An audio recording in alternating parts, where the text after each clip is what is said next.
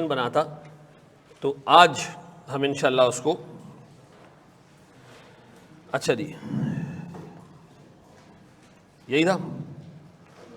हाँ जी सर, मैं ज़रा सा रिकॉल कर लूँ हमने पिछली क्लास में क्या पढ़ा था ताकि अगली क्लास से हम उसको फिर कनेक्ट कर सकें। सबसे पहले हमने ये पढ़ा था इन्वेंट्री में 4 चीज़ें आती हैं, ठीक है जी। फिनिश गुड्स जिसको हम क्या कहते हैं, हेल्ड फॉर सेल, याद आ रहा है। फिनिश गुड्स हमने रखे होते हैं अपने पास किस चीज़ के लिए, बेचने के लिए।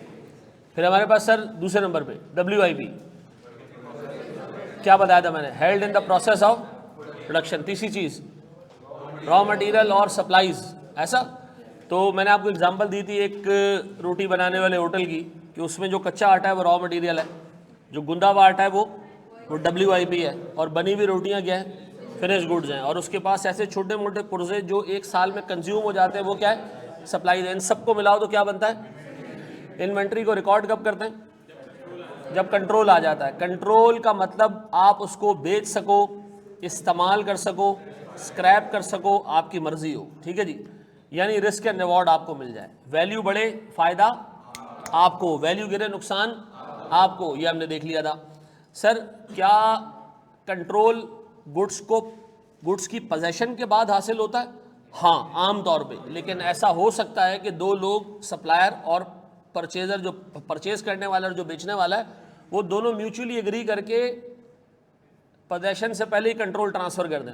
जैसे मिसाल के तौर पर एक बंदा आपको जो है वो USA से सामान भेज रहा है, और उसने आपको कहा जी मैं US की पोर्ट के ऊपर सामान जब शिप को हैंडओवर करूंगा तो मेरी जिम्मेदारी ख़त्म, फिर आपकी जिम्मेदारी शुरू हो जाएगी। तो हम कहेंगे मैं कंट्रोल कब ट्रांसफ़र हुआ, US पोर्ट के ऊपर, ऐसा। फिर हमने डिस्कस किया कि जनाब हमारे पास इन्वेंट्री को रिकॉर्ड किया जाता है किस पे, कॉस्ट पे।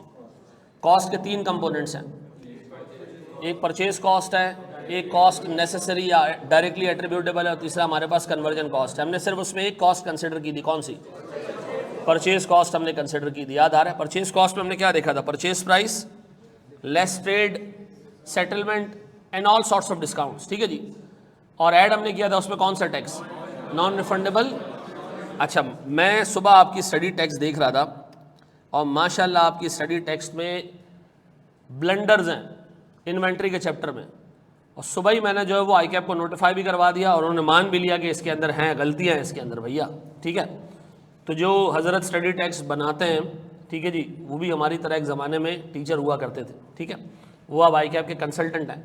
तो मेरी चूँकि स्टडी टेक्स्ट से रिलेटेड उनसे बात होती है, मैंने उनको भी कम्युनिकेट कर दिया कि यार आपकी एग्जाम्पल नंबर 5, एग्जाम्पल नंबर 9 में जो NRV की कैलकुलेशन है वो गलत है, और मुझे नहीं पता कि आज तक वो गलती जितने सारे पढ़ाने वाले आए उनसे वो गलती निकली क्यों नहीं, ठीक है ना। आपके तो टीचर ने आपको देख के पढ़ाया होगा, लेकिन स्टडी टेक्स्ट पढ़ते हुए ज़रा ख्याल रखना। मैं चूँकि मैं चीज़ें खुद देख रहा हूँ, आपकी स्टडी टेक्स्ट देख रहा हूँ, तो मुझे अंदाज़ा हो रहा है कि यार उसके अंदर गलतियाँ हैं, NRV की कैलकुलेशन में गलतियाँ हैं, कुछ और जगहों पे भी गलतियाँ हैं। तो जब ये चैप्टर हम कंप्लीट करेंगे तो मैं आपके सामने आपकी पूरी स्टडी टेक्स्ट घुमाऊँगा और आपको बताऊँगा कि आपने क्या क्या चीज़ें उसमें से कवर कर ली है, ठीक है जी। अच्छा जी, आज हम एक स्टेप आगे जा रहे हैं।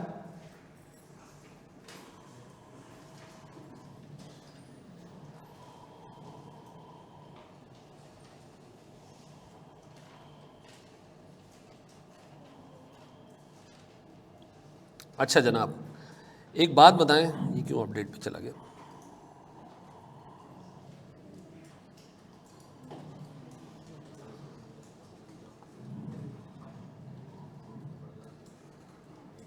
चलो मेरे बच्चों, आज हमारी क्लास 2 है, ऐसा ही है।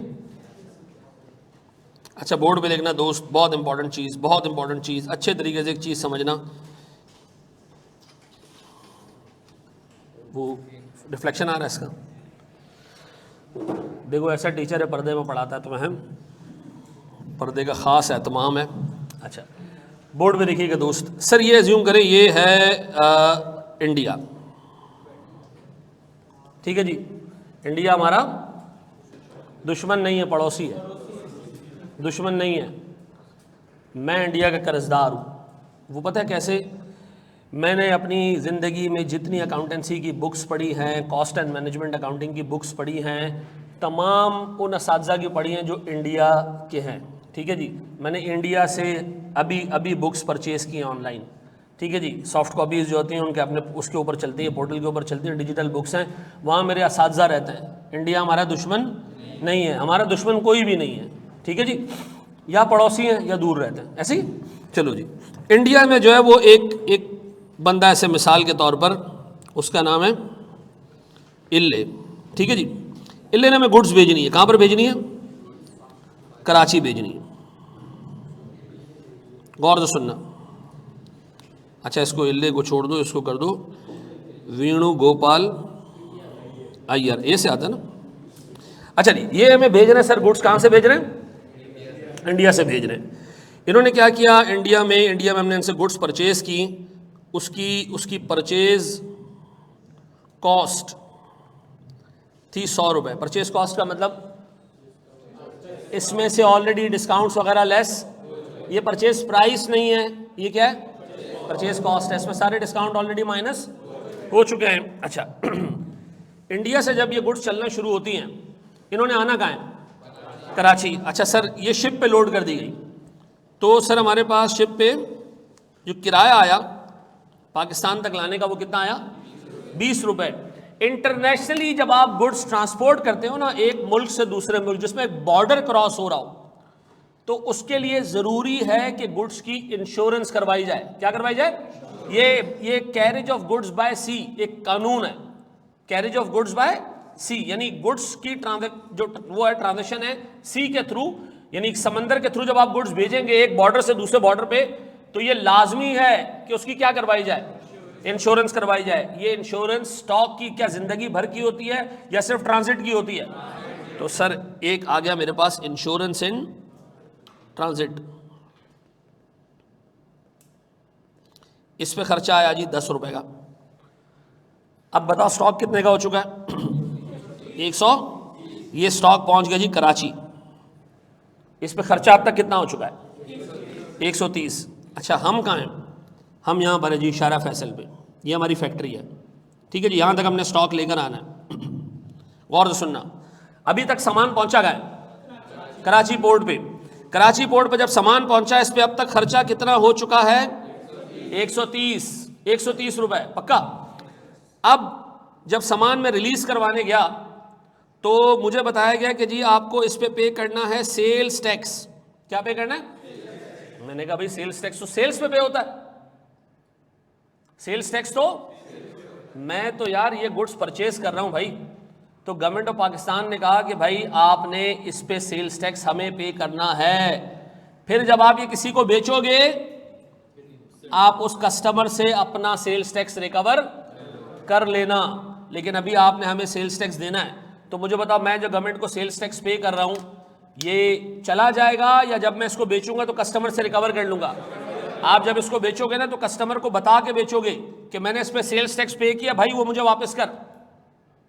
और गवर्नमेंट जो कस्टमर है वो क्या करेगा? आपको ये सेल्स टैक्स पे करेगा। तो बताओ, सेल्स टैक्स जो बंदा पे करता है वो अल्टीमेटली किसी दूसरे से रिकवर कर लेता है, और अल्टीमेटली इस गंद का सारा हिसाब किताब किसके सर आता है? एंड कस्टमर के सर पे आता है, जो उसको क्या करेगा? कंज्यूम करेगा। ऐसा है। तो हमने क्या पे किया सर? हमने 5 रुपए का सेल्स टैक्स पे किया। क्या ये मुझे वापस मिल जाएगा? क्या ये मुझे वापस मिल जाएगा? याद रखना, सेल्स टैक्स जब भी आए हमने अज्यूम करना है कि ये वापस मिल जाएगा, तो इसको इन्वेंट्री की कॉस्ट में ऐड नहीं करना। अच्छा, अब सुनना, अब इतने में जो है वो कस्टम अथॉरिटीज आई, उन्होंने कहा आपने इस पे इनकम टैक्स भी पे करना है। मैंने कहा यार एक काम करो, मैं ये वापस ही भेज देता हूँ। ठीक है जी, तुम लोग इंसान के बच्चे ही नहीं हो, कभी सेल्स टैक्स के नाम पे आ रहे हो, कभी इनकम टैक्स के नाम पे आ रहे हो। इनकम टैक्स तो इनकम पे लगता है ना भाई, ये तो मैंने भी खरीदा है, बेचूंगा तब लेना ना। उसने कहा आप यहाँ से शार्ट होंगे ना, क्या होंगे? शार्ट होंगे, तो फिर आप वापस नहीं आएंगे, फिर हम आपको ढूंढ, तो आप एक काम करें, 2 रुपए का टैक्स एडवांस में दे दें। वैसे तो टैक्स बनता जब आप इसको बेचते, इनकम कमाते, उसमें हमारा शेयर होता, गवर्नमेंट आपसे इनकम में शेयर लेती है ना, तो आप एक काम करें एडवांस में दे दें। जब आपकी एंड में टैक्स लायबिलिटी बन जाए तो आप 2 रुपए उसमें से काट लीजिएगा। अब बताओ, ये जो 2 रुपए में पे कर रहा हूं, ये एडजस्टेबल टैक्स है। एडजस्टेबल का मतलब अल्टीमेटली इसका फायदा मुझे हो जाएगा। ये भी मैंने 2 रुपए पे कर दिए। मैंने कहा यार चलो अच्छा है, 5 रुपये और 2 रुपये पे किए, लेकिन ये वापस मिल जाएंगे, ये वापस। इतने में एक और बंदा आया कस्टम्स का, उसने कहा सर कस्टम ड्यूटी भी पे करनी है। मैंने कहा बताओ ये कितनी है? उसने कहा ये है 6 रुपये। मैंने कहा ये भी अल्टीमेटली मिल ही जाएगी। ये कहाँ से लेना है? उसने कहा ये नहीं मिलेगी वापस। मैंने कहा क्यों? सेल्स टैक्स मैं वापस कस्टमर से ले लूँगा, इनकम टैक्स कहीं ना कहीं मैं एडजस्ट कर लूँगा। ये उसने कहा, कस्टम वाले ने मेरे कंधे पे हाथ रख के मुझे दिखाया, देखें ये पूरा पोर्ट है, यहाँ कितने कस्टम के लोग घूम रहे हैं ना, इनकी तनख्वाहें तुम्हारा बाप देगा। मैंने कहा अच्छा फिर? उसने कहा ये आपसे पैसे काट काट के इनकी तनख्वाहें दी जाती हैं, ठीक है, ये पूरा कस्टम्स का सेटअप आपके पैसों से चलता है, तो जो कस्टम ड्यूटी लग रही है ये वापस नहीं मिलेगी। मुझे बताओ, सेल्स टैक्स एक रिफंडेबल टैक्स है, हाँ, इनकम टैक्स एक एडजस्टेबल टैक्स है, कस्टम ड्यूटी ना तो रिफंडेबल है ना ही एडजस्टेबल है। मैंने कहा ठीक है यार ये भी ले लो। इतने में एक और बंदा आया, उसने कहा रुको तो सब्र तो करो, 2 रुपए का टैक्स और लगेगा भाई। मैंने कहा ये क्या है? उसने कहा ये है ऑक्ट्रॉय। क्या ये? मैंने कहा ये क्या है जी ऑक्ट्रॉय क्या है? उसने कहा सर देखें, जो चीज़ भी पाकिस्तान में ला के बेचने को गवर्नमेंट डिस्करेज करती है, हम उस पर एडिशनल कस्टम ड्यूटी डाल देते हैं। जैसे कि गाड़ियाँ आती है ना बाहर से, कस्टम ड्यूटी वैसे तो 5% है, लेकिन 200% काटी जाती है वहाँ पे। क्यों? डिस्करेज करना चाहते हैं। हम कहते हैं जी हम देख रहे हैं इतना ज़बरदस्त मेहरान चल रही है, नहीं खरीद सकते तुम्हें क्या ज़रूरत है बाहर से गाड़ियाँ मंगवा रहे हो? ऐसा है नहीं है। हम अपनी लोकल इंडस्ट्री की वो टीन टपाड़ जो मेहरान बनी हुई है टीन डब्बे से, हम चाहते हैं लोग वो खरीदें, बाहर से गाड़ी ना खरीदें। सिगरेट लाने पर पाबंदी है, सिगरेट लाओगे तो क्या पे करना पड़ेगी? ऑक्ट्रॉय पे करना पड़ेगी। ये एडिशनल कस्टम ड्यूटी है, एडिशनल टैक्स है ये। तो आपको एक सिगरेट जो पहले 20-22 रुपए की मिल जाती थी, आपको 30-32 रुपए की हो गई है। ऐसा? अब मुझे एक बात बताएं, ऑक्ट्रॉय का हर आइटम पे होता है? किस पे होता है? जिसका यूज डिस्करेज करना हो। ऐसा? अब मैंने कहा यार काफ़ी अच्छा ये वापस मिलेगी? उसने कहा नहीं मिलेगी, नहीं मिलेगी, वापस देना हो तो मनुष्य लगा ही क्यों ना तेरे ऊपर ही। अब मैंने कहा जी फिर एक और बंदा आया, मैंने कहा यार ये वापस ही बेच देते हैं। उसने कहा जी एक डैमरेज आपने पे करना है। क्या पे करना है? ये 1 रुपये का डैमरेज है, जैसे ये 1.5 रुपीज़ का डैमरेज है। मैंने कहा ये डैमरेज क्या होता है? उसने कहा तुम्हारा सामान पोर्ट पे आया हुआ है, 4 दिन से पड़ा हुआ है, तुम किधर मरे हुए थे? ये पोर्ट पे तुम पोर्ट है, तुम्हारी खाला का घर नहीं है कि सामान इतनी देर से यहाँ पड़ा रहेगा और तुम यहाँ मौजूद नहीं हो। भाई संभाल के रखा था हमने। मैंने कहा यार वो असल में 3-4 दिन घर में शादी चल रही थी तो मैं सामान उठाने नहीं आया।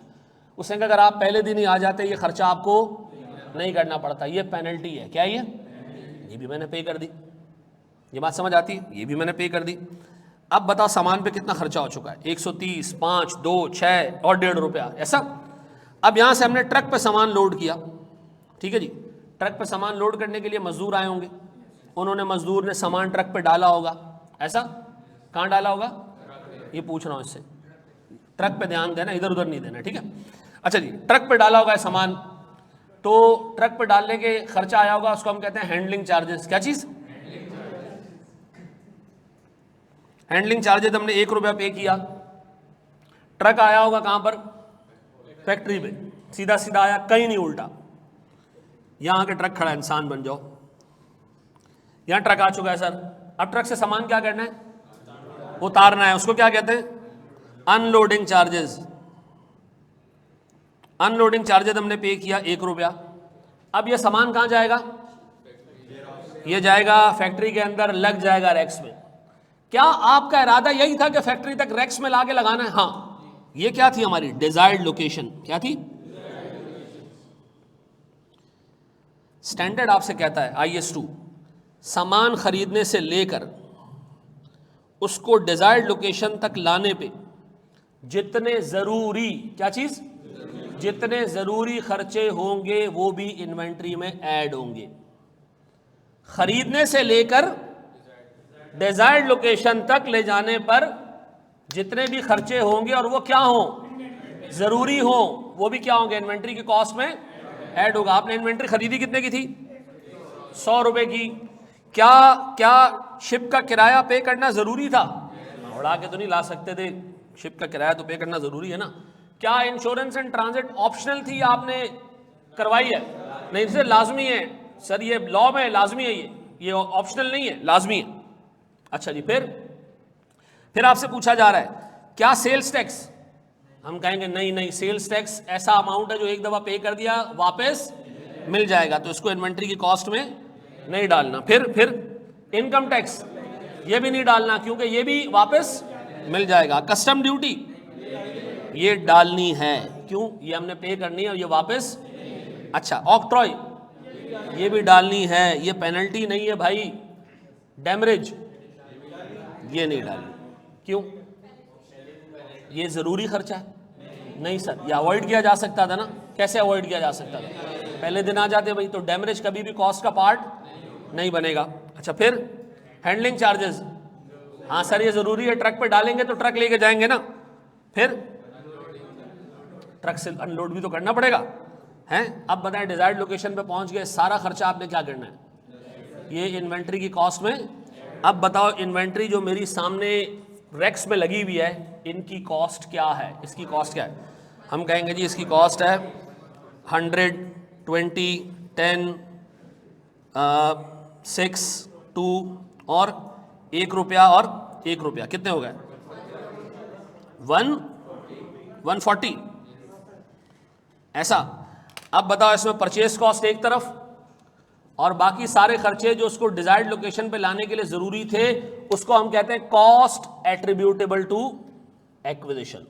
ये सेकंड आपने पढ़ा था ना, 3 पॉइंट्स मैंने बताया था ना, इन्वेंट्री की कॉस्ट में 3 चीजें आती हैं, कौन सी? परचेस कॉस्ट, और ये सारी एग्जांपल्स थी डायरेक्टली एट्रीब्यूटेबल कॉस्ट की। डायरेक्टली एट्रीब्यूटेबल कॉस्ट की एग्जांपल्स क्या है? फ्रेट, फिर इंश्योरेंस एंड ट्रांजिट, फिर सर कस्टम ड्यूटी, फिर सर ऑक्ट्रॉय, फिर सर हैंडलिंग चार्जेस, फिर सर अनहैंडलिंग चार्जेस। ऐसा ये सारी भी आपने क्या करनी है इन्वेंट्री की कॉस्ट में। अब बताओ, इन्वेंट्री की कॉस्ट के हमने कितने कंपोनेंट्स देख लिए? 2। पहला कंपोनेंट क्या है? Purchase cost. परचेस कॉस्ट में purchase price less trade discount add non refundable non adjustable taxes, ऐसा। फिर जब खरीदने के बाद उसको घर तक लाने का सारा खर्चा, वो भी क्या करना है इन्वेंट्री की कॉस्ट में। बताओ, मैंने सर एक आम की पेटी खरीदी 100 रुपए की, दुकान पे ला के बेचता हूँ। आम की पेटी मैंने सर फ्रूट की जो है मार्केट से खरीदी, रक्शे में डाला, दुकान तक लेकर आया, 10 रुपए और दे दिए, 100 रुपए की पेटी खरीदी थी। बताओ इन्वेंट्री कितने की है? 110 की। ये बात समझ आती है? इन्वेंट्री कितने की है? इसका मतलब है सर खरीदने से लेके डिजायर्ड लोकेशन तक लाने का जितना खर्चा है वो क्या है? Directly attributable cost. उसको आपने क्या करना है? ऐड करना है इन्वेंट्री के अंदर। ऐसा है, ये पूरा छापों में सवालात करा रहा हूं इसमें।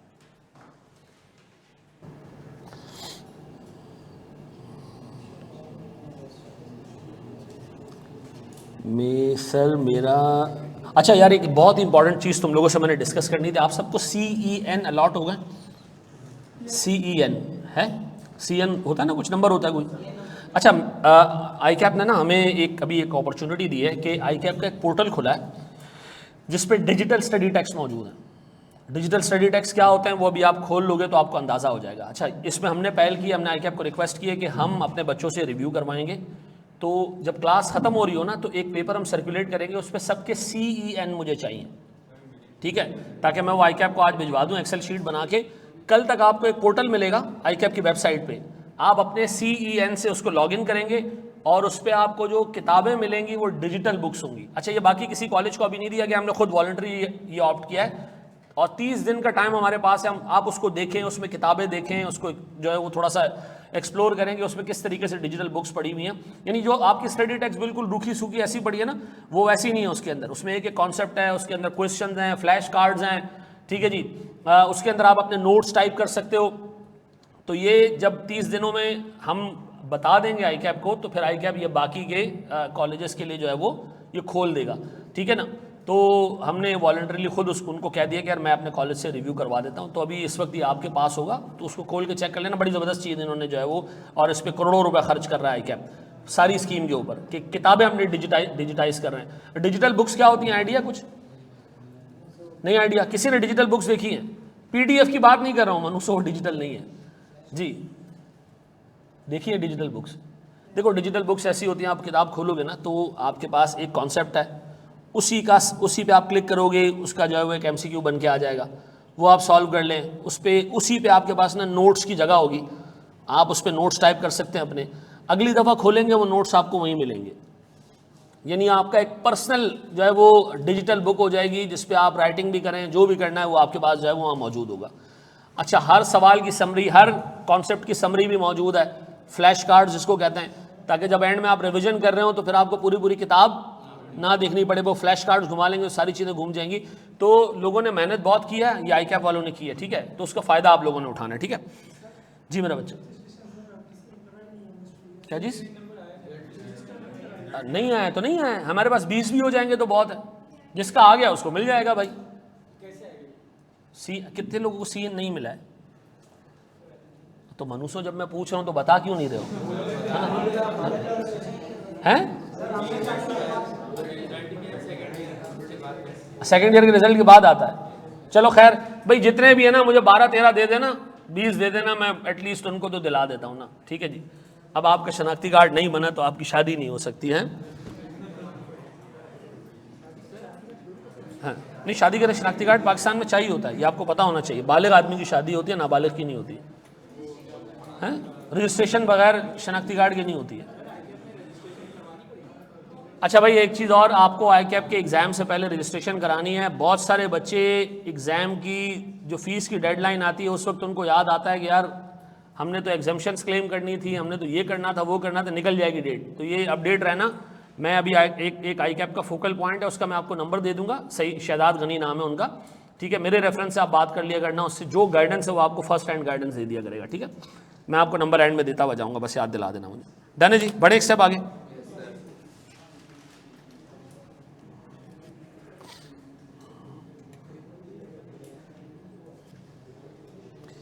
चलो जी,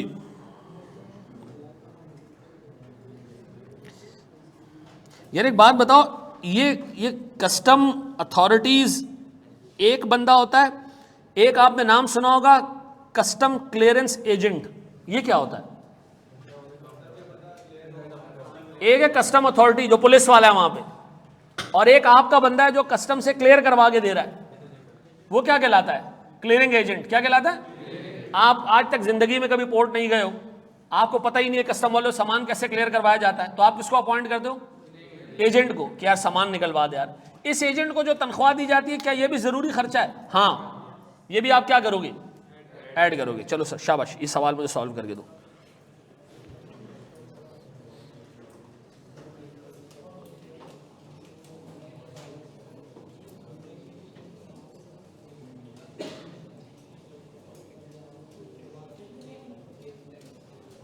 ऑनलाइन वालों के लिए भी है, हाँ बिल्कुल ऑनलाइन वालों के लिए भी है। ये CN जो है ना, लिख के मैंने CN मांगा है, अल्लाह के वास्ते उस पेपर पे कोई अपना सेल नंबर नहीं लिख देना, ठीक है जी। CN मुझे अभी यहाँ पेपर सर्कुलेट करते हैं, मैं ग्रुप पे डाल दूंगा ताकि उसमें और बाकी लोग भी ऐड कर दें, तो मैं फिर 15, 20, 25 जितने भी लोग हुए।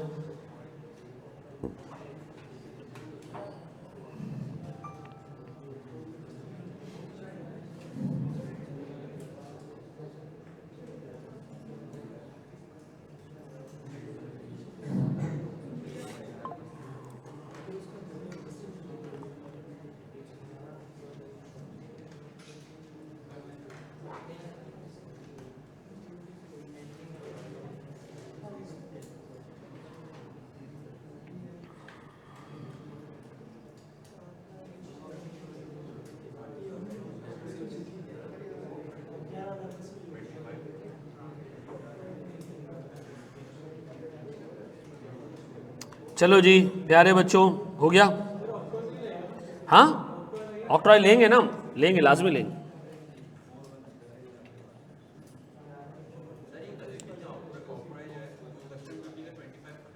जी। एक्स्ट्रा वो ऐड करना है हमने। नहीं नहीं नहीं नहीं नहीं, कस्टम ड्यूटी का 25% होता है, ठीक है ना। यानी अगर कस्टम ड्यूटी 100 है तो आपसे 125 लिए जाएंगे, ठीक है जी।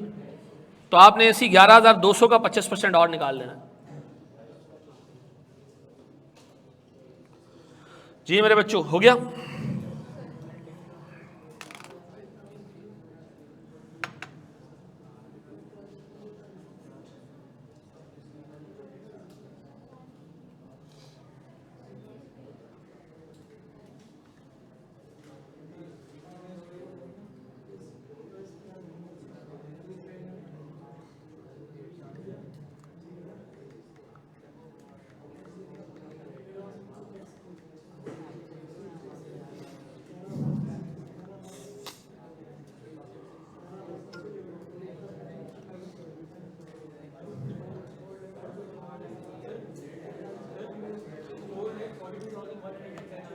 इतना फिगर तो मुझे भी याद नहीं है, कर लिया ना बस। हाँ जी।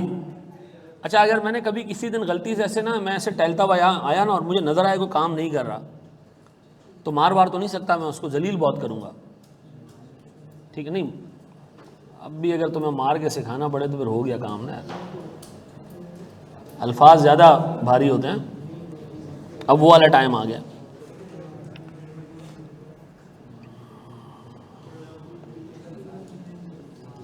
चलो आओ, इसको मैं करवा देता हूँ, करवा दूँ? अच्छा जी, हमारे पास एक तो है इनवॉइस वैल्यू। यार ये कलर सही लग रहा है, तुम लोग नज़र आ रहा है? ये चेंज कर दूँ? विजिबल है? अच्छा जी, इनवॉइस वैल्यू कितनी है जी? 3,90,000। ये ऐड होना चाहिए इन्वेंट्री की वैल्यू में? Yes sir. Freight charges? हाँ सर, ज़रूरी है ये तो।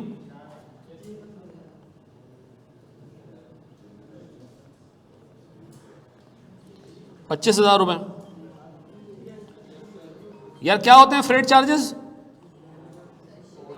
शिपिंग चार्जेस हैं, ट्रांसपोर्टेशन चार्जेस हैं, सारों को जनरल नाम दे दो फ्रेट। हाँ जी। Advance income tax? नहीं सर, नहीं सर, नहीं सर, नहीं सर, नहीं आएगा ये, this is not part of the inventory. फिर सेल्स टैक्स? नहीं सर, नहीं सर। Custom duty? 11,200।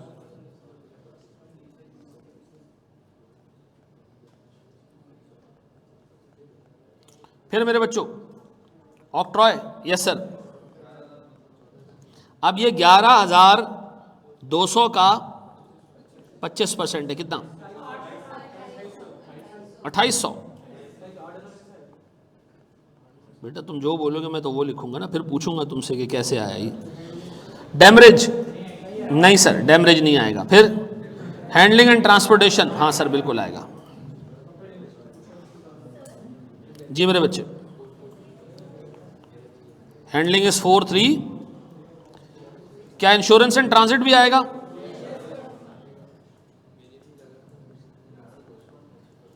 कितना बाबू? क्या आ रही है इन्वेंट्री की कुल वैल्यू? 442। यह है वैल्यू ऑफ। हाँ भाई, कितने लोगों ने खुद से सही कर लिया था और कितने लोगों ने इसमें गलती की, और गलती क्या की?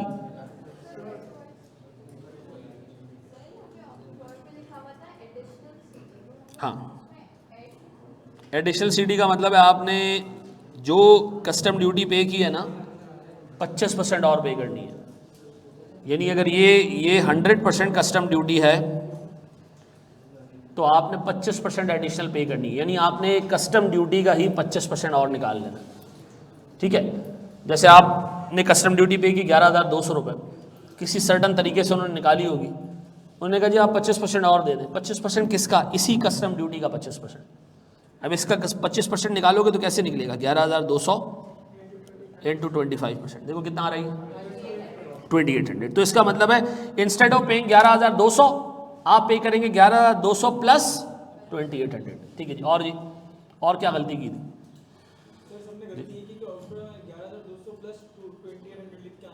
चलो ये तो एक गलती हो गई ना। अच्छा देखो, तुम लोग के साथ पता है अजाब क्या है? जो FAR 1 और FAR 2 का पर्चा होता है ना, उसमें एक गलती हो जाती है, बंदा बाकी के स्टेप्स के नंबर दे देता है। तुम लोग का है MCQs, एक गलती तो गया सब, 0 मार्क्स, ठीक है? तो थोड़ा सा एहतियात से हमने काम करना है, और तुमने टीचर का खून चूसना है कि बताओ भाई क्यों आया ये। और जितने सवाल में एक तरीके के 10 सवाल आपको इसीलिए कराऊंगा ताकि अगर एक सवाल में गलती हो तो दूसरे में ना हो, तीसरे में ना हो, सुधरती जाए। और बेटा कोई गलती इसमें और हुई है तो मुझसे डिस्कस कर लो ताकि अगले सवाल में ना हो फिर। जी, सबने निकाल लिया था पक्का? अब मैं सवाल दूंगा, उसका फॉर्मेट थोड़ा सा अलग होगा, चीज़ यही होगी, तरीका अलग होगा। कर लोगे मैनेज? ये कॉपी कर लिया, आगे बढ़ूँ मैं? बढ़ जाए?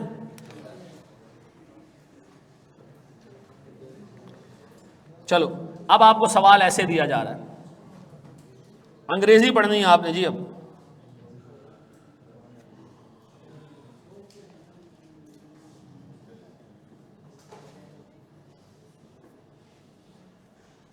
कर पाओगे तुम इंशाअल्लाह? कुरान में लिखा है कि जो काम करो तो उससे पहले इंशाल्लाह बोल दिया करो, क्योंकि हर काम अल्लाह की इंशा से ही होता है, ऐसा। लेकिन पाकिस्तानी इंशाल्लाह का भी यूज़ करते हैं। Very good sir. वो कहता है मैं तो नहीं करूँगा, अल्लाह ने कराना तो करा ले, मैंने नहीं करना है। अच्छा ठीक है ना, लेकिन बस ये है कि तरीक़ा कार अलग हो गया, अब अंग्रेज़ी आ गई, अब आपको पढ़ना पड़ रहा है इसको।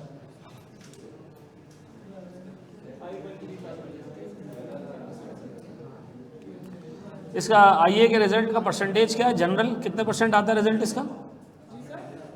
आईए में कितने परसेंट लोग पास हो जाते हैं जनरल रिजल्ट? नहीं भाई, ये मैं पूछ रहा हूँ इसका रिजल्ट कितना होता है जनरली। चलो खैर, अब मैं पढ़ाना शुरू किया तो मैं इसके रिजल्ट्स भी देख लेता हूँ आज कि क्या आते रहे। चलो जी, बोर्ड में देखिएगा दोस्त, मैं इसको रीड कर रहा हूँ और आपने मुझे साथ साथ गाइड करना है कि मैं इस पर्टिकुलर अमाउंट को लूँ या ना लूँ, ठीक है। हाँ जी, ये कह रहे हैं जनाब company recently acquired goods and incurred the following cost. Number 1, invoice value of the goods 4.5 lakh. ये इन्वेंट्री की वैल्यू में आएगा? तो यही तो आएगा सर।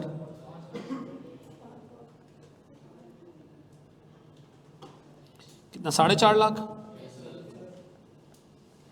फिर मेरे बच्चों, number 2, the company paid freight charges 30,000 rupees to transport the goods to their warehouse. हाँ जी, बिल्कुल आएगा सर। कितने? 30,000।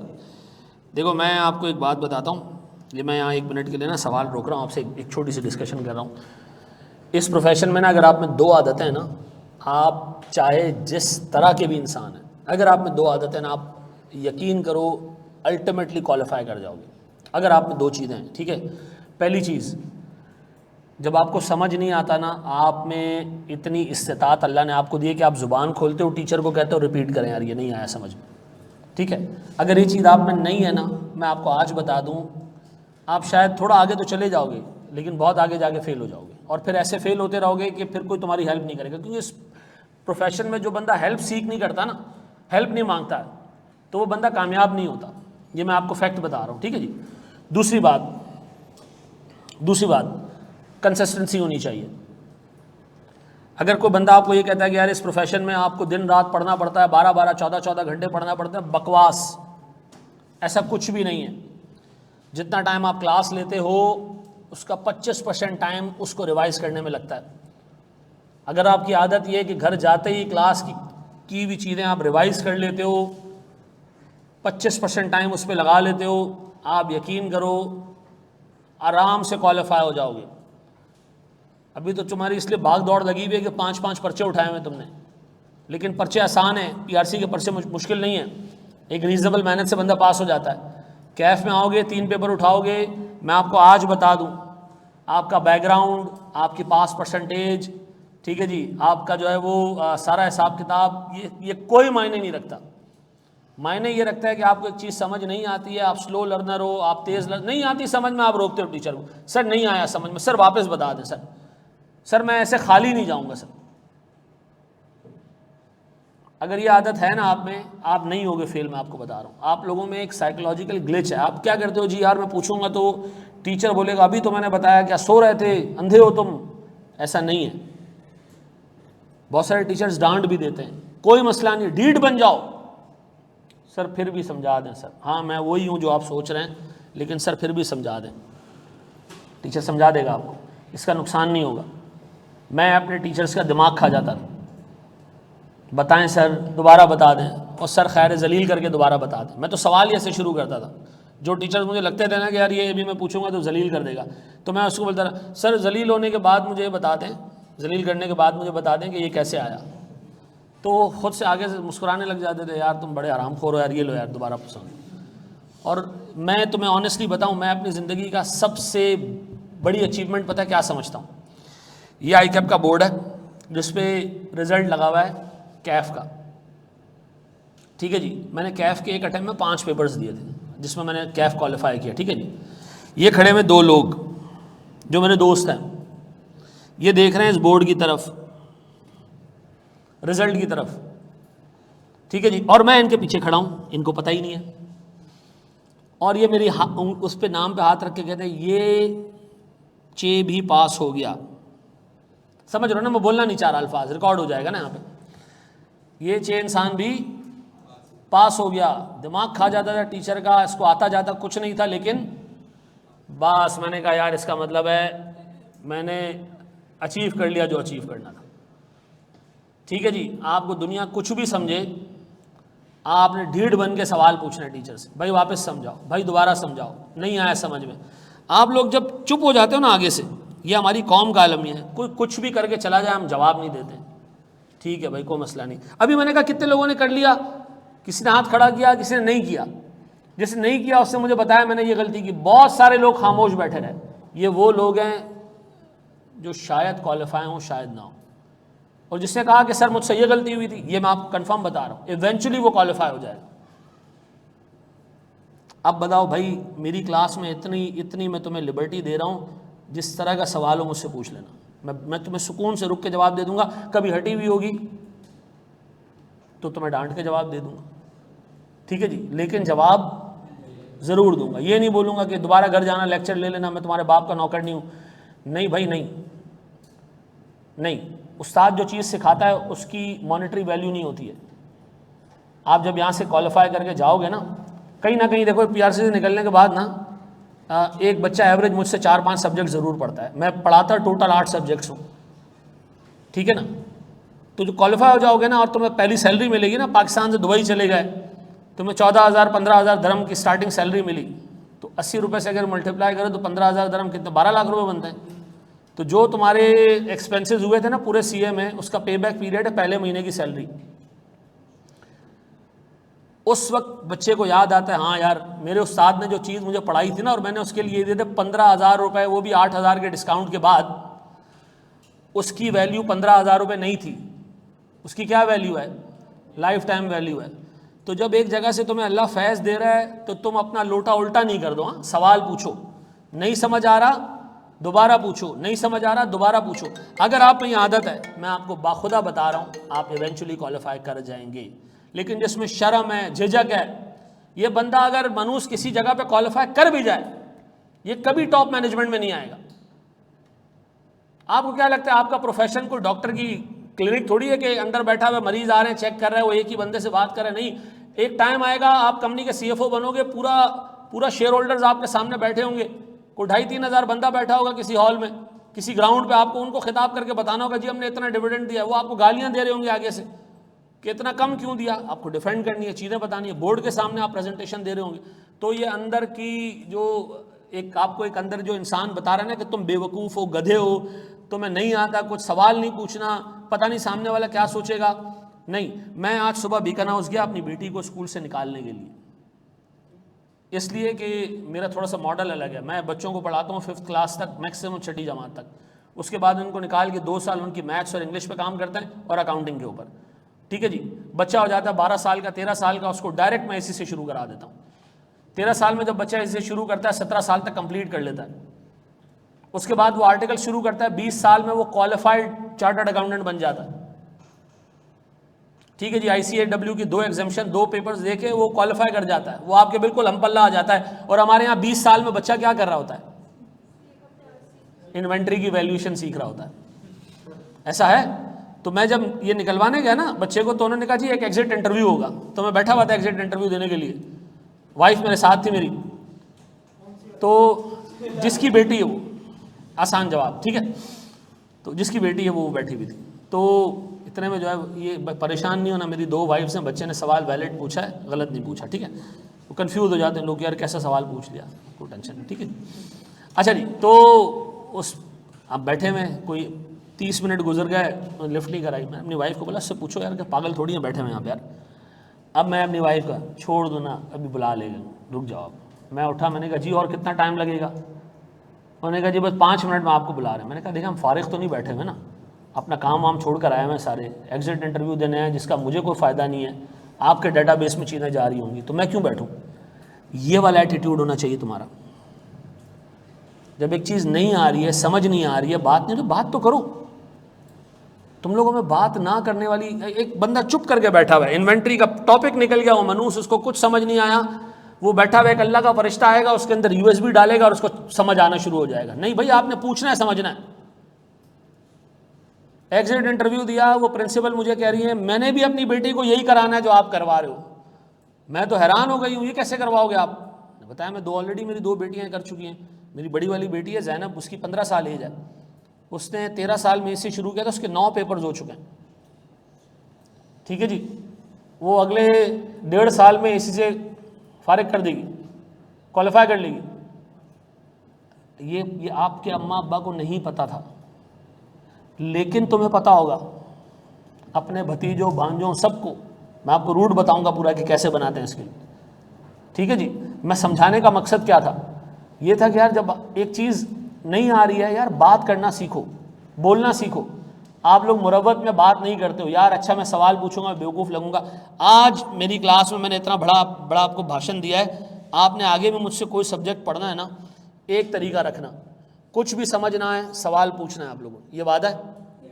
हम अल्लाह को हाज़िर नाज़िर जान के कहते हैं कि अगर एक चीज़ समझ नहीं आई तो हम सर से पूछेंगे, हम बार बार पूछेंगे। अगर हमने सर से नहीं पूछा तो अल्लाह की लानत बरसे हम पर। हाँ, इस पे आवाज़ स्लो आई है, ये पूछना है तुम लोगों ने। ठीक है जी, अच्छा जी, अब मुझे बताएं फ्रेट चार्जेस जी, एडवांस इनकम टैक्स जी, हाँ या ना? ना। सेल्स टैक्स, हाँ या ना? ना। Custom duty, yes sir. Custom duty कितना जी? 15,000। अच्छा जी, पाकिस्तान में कस्टम ड्यूटी किस पे लगती है?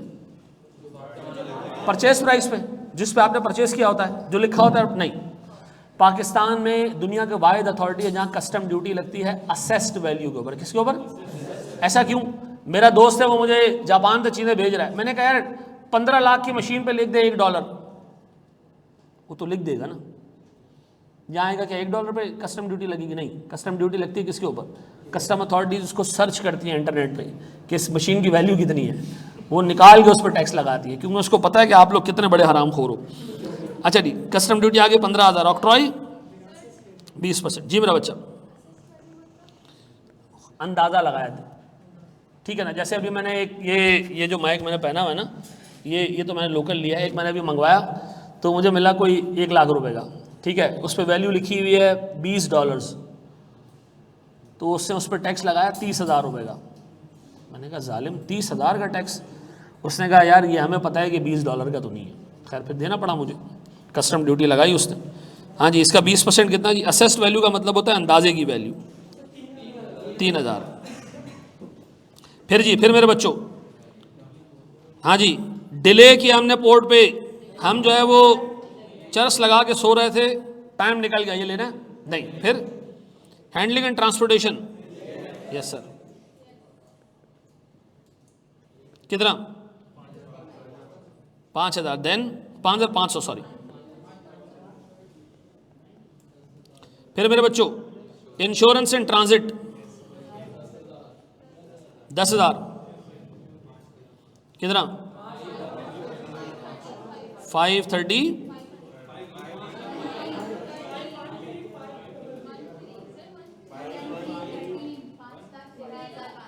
थैंक यू बेटा, ऐसा ही है। आओ एक और सवाल करते हैं। अब ये सवाल जो मैं आपको दे रहा हूँ ये पुराने ज़माने के पास पेपर्स का। जी मेरे बच्चे, कौन सी डैमेज? देखो हमेशा जब लगता है, जब लेट हो जाता है, डैमेज होता है, वो स्टोरेज का खर्चा होता है, जो हिफाजत से वो रखते हैं ना पोर्ट वाले आपके लिए, उस पर खर्चा। डैमेज लगता ही जब है जब आप नॉर्मल टाइमिंग से बाहर निकल जाते हो। वो कहते हैं जी जब आपकी शिप लैंड हो चुकी है या आपका सामान आ चुका है बोर्ड पे, विदिन 24 आवर्स आप उठा लो। नहीं उठाते हो तो फिर आपको क्या करना पड़ता है?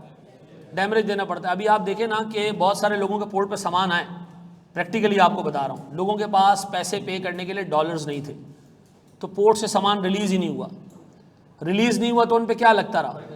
डैमेज लगता रहा। और डैमेज की ठीक ठाक बड़ी अमाउंट होती है, और फिर अल्टीमेटली क्या होता है, लोग डैमेज के चक्कर में सामान छोड़ देते हैं, और वो फिर कॉन्फिस्केट हो जाता है, वो चला जाता है गवर्नमेंट के ख़जाने में, और अल्टीमेटली कस्टम ऑफिसर्स के घरों में, ऐसा? जी मेरा बच्चा,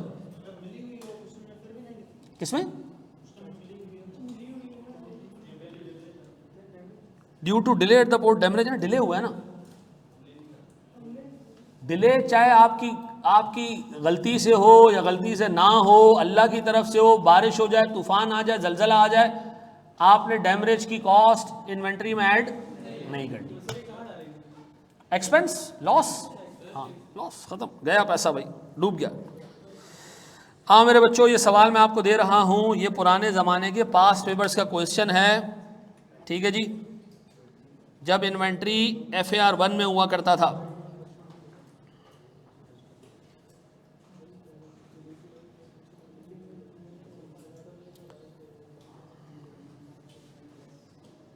शाबाश जी। अच्छा, पिछले वाले सवाल को कितने लोगों ने सही कर लिया था? पक्का? वेरी गुड बेटा, एक्सेलेंट, शाबाश। नहीं, प्राइस में देखो, आप प्राइसिंग के लिए तो कुछ भी कर सकते हो ना, इन्वेंट्री की कॉस्ट में बुक्स में ऐड नहीं करना बस, ठीक है, बुक्स में ऐड नहीं करना, अपनी तरफ से आप सोचोगे आपकी इन्वेंट्री महंगी है, उससे कोई फर्क नहीं पड़ता, किताब में नहीं डालना बस, ठीक है जी मेरा बच्चा। हाँ, ऑक्ट्रॉय, फेडरल एक्साइज ड्यूटी, ये सारे वो अमाउंट्स हैं जो आपको पे करने हैं और वापस नहीं मिलेंगे, ठीक है जी। ये भी एक्स्ट्रा कस्टम ड्यूटी का दूसरा नाम है, इसको हम कहते हैं एक्साइज ड्यूटी, कुछ गुड्स पे लगती है, कुछ पे नहीं लगती है, ये एक्सरसाइज नहीं, हाँ क्या चीज? नहीं, वापस नहीं मिलेगी, वापस नहीं मिलेगी, ये पेनल्टी नहीं है।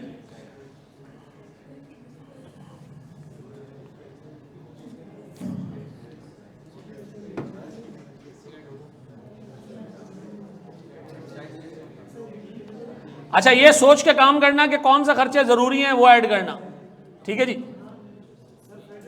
खुद से करो, पहले कर लो फिर हम डिस्कस करते हैं, पहले कर लो फिर हम डिस्कस करते हैं।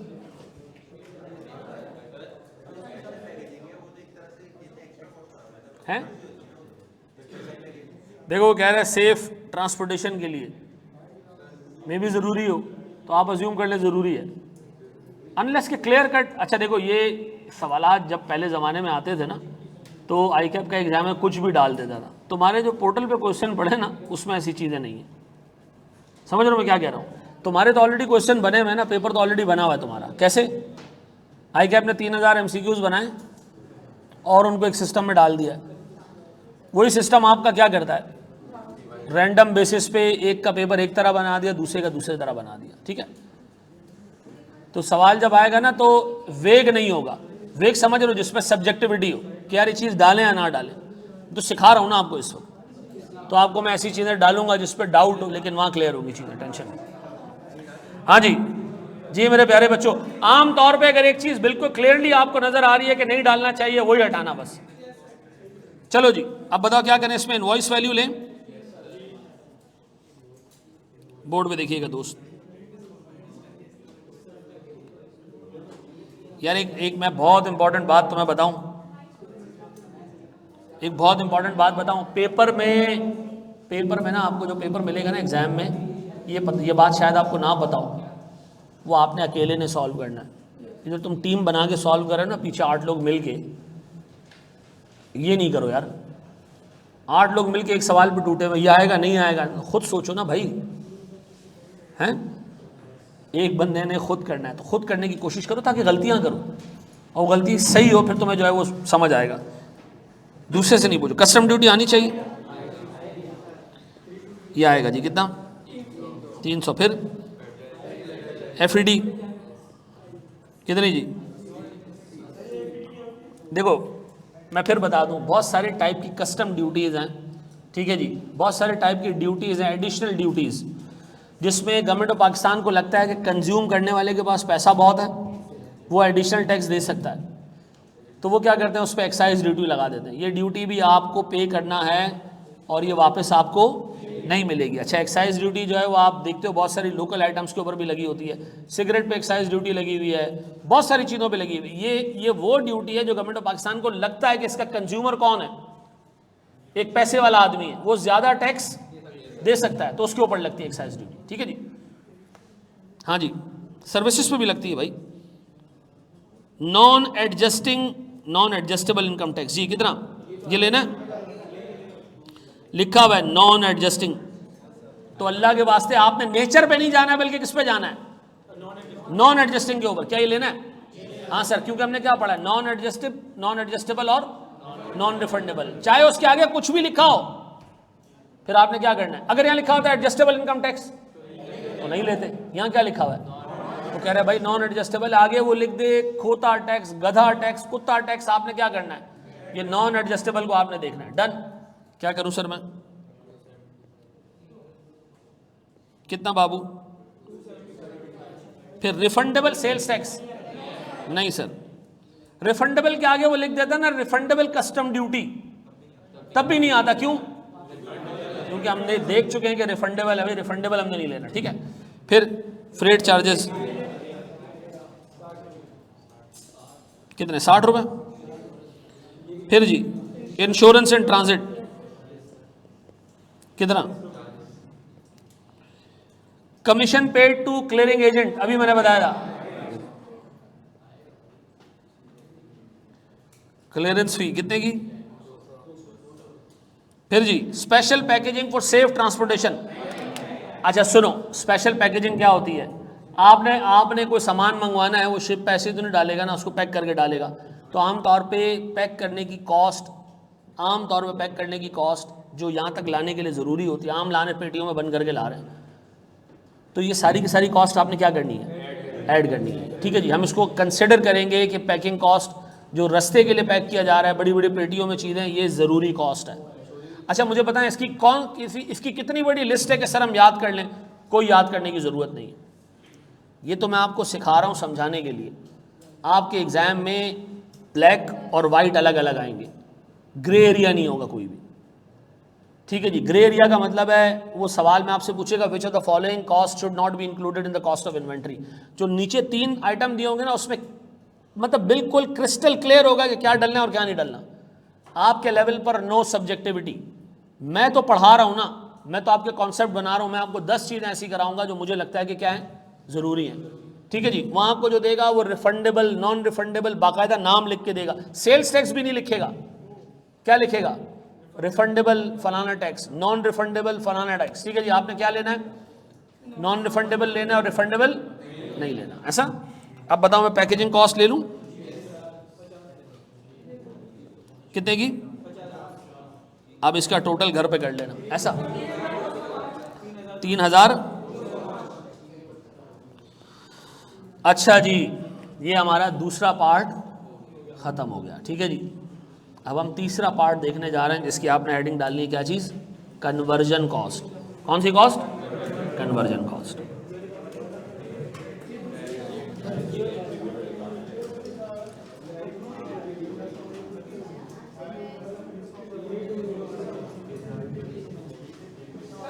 जी मेरा बच्चा,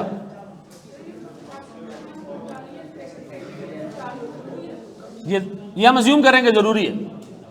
ठीक है जी। हमने कहा यार थैलियों में डाल के ले जाते हैं, ऐसी ट्रक में रख देंगे तो हर स्पीड ब्रेकर के साथ 2 आलू बाहर निकलते जाएंगे। समझ रहे हो ना? तो हमने बोरियों में डाल दिए।